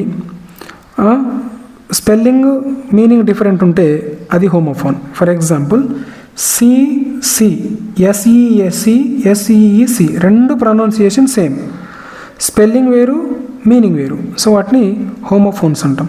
హోమోనిమ్స్ అంటే సేమ్ ప్రొనౌన్సియేషన్, సేమ్ స్పెల్లింగ్, కానీ మీనింగ్ డిఫరెంట్ ఉంటుంది. బ్యాంక్ ఉంది, బ్యాంక్ ఉంది. ఈ బ్యాంక్ అంటే రివర్ సైడ్, నది దగ్గర ఉన్న ఒడ్డుని బ్యాంక్ అంటాం. ఈ బ్యాంక్ అంటే మనం డబ్బులు ట్రాన్సాక్షన్ చేసేటువంటి బ్యాంక్ ఉంటుంది కదా, అది. సో ఆ విధంగా అంటే pronunciation same, spelling same, meaning different ఉంటే అది హోమోనిమ్. సో ఒక పదాన్ని చూద్దాము. విచ్ ఆఫ్ ద ఫాలోయింగ్ ఈ పెయిర్ ఆర్ హోమోఫోన్స్? హోమోఫోన్స్ ఏది అని అడిగాడు. హోమోఫోన్స్ అంటే ప్రొనౌన్సియేషనే సేమ్ ఉండాలి. సి అదే రైట్. బ్యాంక్ ఇది వేరు, బుక్స్ వేరు, హ్యాపీలు వేరు. సో ఆన్సర్ వచ్చేసి ఇది అవుతుంది. రైట్. ఇంకొకటి గమనించండి, ఈ రకమైన నామవాచకాలు ఎప్పుడు ఏకవచనంలోనే ఉంటాయి. గేమ్స్కు సంబంధించినవి, డిసీజ్కు సంబంధించినవి, బ్రాంచెస్ ఆఫ్ లెర్నింగ్ సంబంధించిన పదాలు చూడడానికి అవి ఫ్లూరల్ లాగా ఉంటాయి. గమనించండి, బిలియర్డ్స్, జిమ్నాస్టిక్స్, అథ్లెటిక్స్ లాస్ట్కు ఎస్ ఉన్నాయి, ఎస్ ఉంటుంది. చూడడానికి అవి ఫ్లూరల్గా ఉంటాయి, కానీ అవి సింగులరే. కాబట్టి వాటి తర్వాత సింగులర్ హెల్పింగ్ వర్బ్ను మాత్రమే ఉపయోగించాలి. అంటే వీటి తర్వాత ఈజ్ కానీ హ్యాజ్ కానీ ఈ రెండు ఎక్కువగా అడుగుతాడు. ఈజ్ కానీ హ్యాజ్ కానీ మాత్రమే ఉపయోగించాలి. వాజ్, హ్యాడ్, డజ్, డిడ్ కూడా ఉపయోగించాలి. బట్ ఎక్కువగా ఎగ్జామ్లో అడిగేది ఈ రెండింటి మీద. తర్వాత డిసీజ్ అయితే mumps, measles, linguistics, okay, economics, physics, statistics, mathematics, politics ఇవన్నీ చూడడానికి ఫ్లూరల్లా కనిపిస్తాయి, కానీ అవి సింగులర్ మాత్రమే. Okay. Next simple, compound, complex. So నాకు తెలిసి దీంతో అయిపోతుందా మనకు? ఎస్. సింపుల్, కాంపౌండ్, కాంప్లెక్స్ లాస్ట్కి వచ్చేసాము. Simple, compound, complex. Simple sentence అంటే ఒక్క ఫైనైట్ వర్బే ఉంటుంది. ఈ విధంగా సీ సింగ్స్ వెల్, సబ్జెక్ట్ ఉంటుంది, వెర్బ్ ఉంటుంది, ఆబ్జెక్ట్ ఉంటుంది. కాంపౌండ్ అయితే ఫ్యాన్ బాయ్ అని చెప్పుకున్నాం కదా, అంటే సెంటెన్స్లో ఫర్ కానీ, అండ్ కానీ, నార్ కానీ, బట్ కానీ, ఆర్ కానీ, ఎట్ కానీ, సో కానీ ఉంటే అది కాంపౌండ్ సెంటెన్స్. ఎగ్జామ్లో మీకు వాక్యం ఇచ్చి అది సింపులా, కాంపౌండా, కాంప్లెక్సా అని అడుగుతాడు. సో ఈ పదాలను మీరు గుర్తుపెట్టుకోవాలి. ఇవి గుర్తుపెట్టుకుంటే అయిపోతుంది. అదే కాంప్లెక్స్ అయితే ఇవి because, if, although, when, before, there, since, unless, who, which, that ఇవి. ఓకే. సో ఆ విధంగా. సో ఒక బిట్ చూద్దాము. She is reading a book. So ఇందులో ఇక్కడ ఇచ్చినటువంటి ఈ పదాలు ఏవి కూడా లేవు కాబట్టి ఇది సింపుల్ సెంటెన్స్ అవుతుంది. I worked hard but I fail. So ఇక్కడ ఏముంది, బట్ ఉన్నది. బట్ ఉన్నటువంటిది ఏది, ఇది ఇందులో ఉంది. సో అది కాంపౌండ్ సెంటెన్స్ అవుతుంది. సో ఏం లేదు, ఇదంతా గుర్తుపెట్టుకోకుండా జస్ట్ మీరు ఫ్యాన్ బాయ్స్ అని గుర్తుపెట్టుకుంటే చాలు, మీకు ఈజీగా సింపులా కాంపౌండా కాంప్లెక్సా అనేటువంటిది తెలిసిపోతుంది. సో వీడియోలో చివరి అంశము రైట్, ఇది ప్రిపోజిషన్కి సంబంధించి టోటల్గా చూపించేటువంటి చార్ట్. ఇది డిస్కషన్ చేసే ముందు ఇంకా మా ఛానల్ను సబ్స్క్రైబ్ చేసుకోకపోతే తప్పకుండా సబ్స్క్రైబ్ చేసుకోండి. అదేవిధంగా మీ ఫ్రెండ్స్ తోటి షేర్ చేయండి, వీడియోను లైక్ చేయండి. సో ఇదొక్కటి డిస్కషన్ చేసి వీడియోను క్లోజ్ చేద్దాం. సో ఆన్ ఎప్పుడు ఉపయోగిస్తామంటే ఏదైనా ఒక థింక్ ముందు పైన ఆనుకొని ఉంటే అప్పుడు ఆన్ ఉపయోగిస్తాం, పైన అని చెప్పే సందర్భంలో. ఓకే, ఎబో అంటే ఇంకొంచెం పైన ఉన్నప్పుడు ఎబో. టు అంటే కు లేదా కీ అనే అర్థంలో ఉపయోగిస్తాం. అవుట్ ఆఫ్ అంటే ఒక దాంట్లో నుంచి బయటికి. దో అంటే ఒక దగ్గర నుంచి ఒక దాంట్లో నుంచి బయటికి వెళ్ళడం, బయట నుంచి ఒక దాంట్లోకి ఒక దాంట్లో నుంచి బయటికి వెళ్తే అప్పుడు దో అని ఉపయోగిస్తాం. ఇంటూ అంటే లోకి, ఫ్రమ్ అంటే నుంచి, ఇన్ అంటే ఆల్రెడీ లోపల ఉండడం. సో ఆన్కు క్వైట్ ఆపోజిట్ అండర్ ఉంటుంది. రైట్, అక్రాస్ అంటే ఇగో ఈ విధంగా, అక్రాస్ మీద ఎక్కువగా ఎగ్జామ్లో బిట్లు అడుగుతాడు. బ్రిడ్జిను నదికి అడ్డంగా కట్టారు అని చెప్తాం కదా, సో ఆ విధంగా అనే సందర్భంలో ఎక్కువగా బిట్స్ అడగడం జరిగింది. సో ఇవి ఇప్పటిదాకా మనం డిస్కషన్ చేసినటువంటి లాజిక్స్. ఇంకా కొన్నిటిని నేను ఇందులో కవర్ చేయలేకపోయాను, వీడియో లెంతీ అవుతుందని. సో కాబట్టి మీరు ఇంకెవరైనా నా ఛానల్ను సబ్స్క్రైబ్ చేసుకోకపోతే తప్పకుండా సబ్స్క్రైబ్ చేసుకోండి. ఇంగ్లీష్కు సంబంధించి ఏ చిన్న అంశమైనా సరే నా ఛానల్లో ఇప్పటిదాకా ప్రజెంట్ చేశాను. భవిష్యత్తులో కూడా ఇంగ్లీష్కు సంబంధించి కంప్లీట్ మెటీరియల్ను నా ఛానల్లో నేను అందుబాటులో ఉంచుతాను. ఒక టెట్ అనే కాదు, మీరు ప్రిపేర్ అయ్యేటువంటి ఏ ఎగ్జామ్ అయినా సరే వాటికి ఉపయోగపడే విధంగా నా వీడియోస్ అనేటువంటివి ఉంటాయి. నా ఛానల్ వచ్చేసి SI Learn అనేటువంటిది నా ఛానల్ నేమ్. రైట్, ఇంకెవరైనా సబ్స్క్రైబ్ చేసుకోకపోతే తప్పకుండా సబ్స్క్రైబ్ చేసుకోగలరు.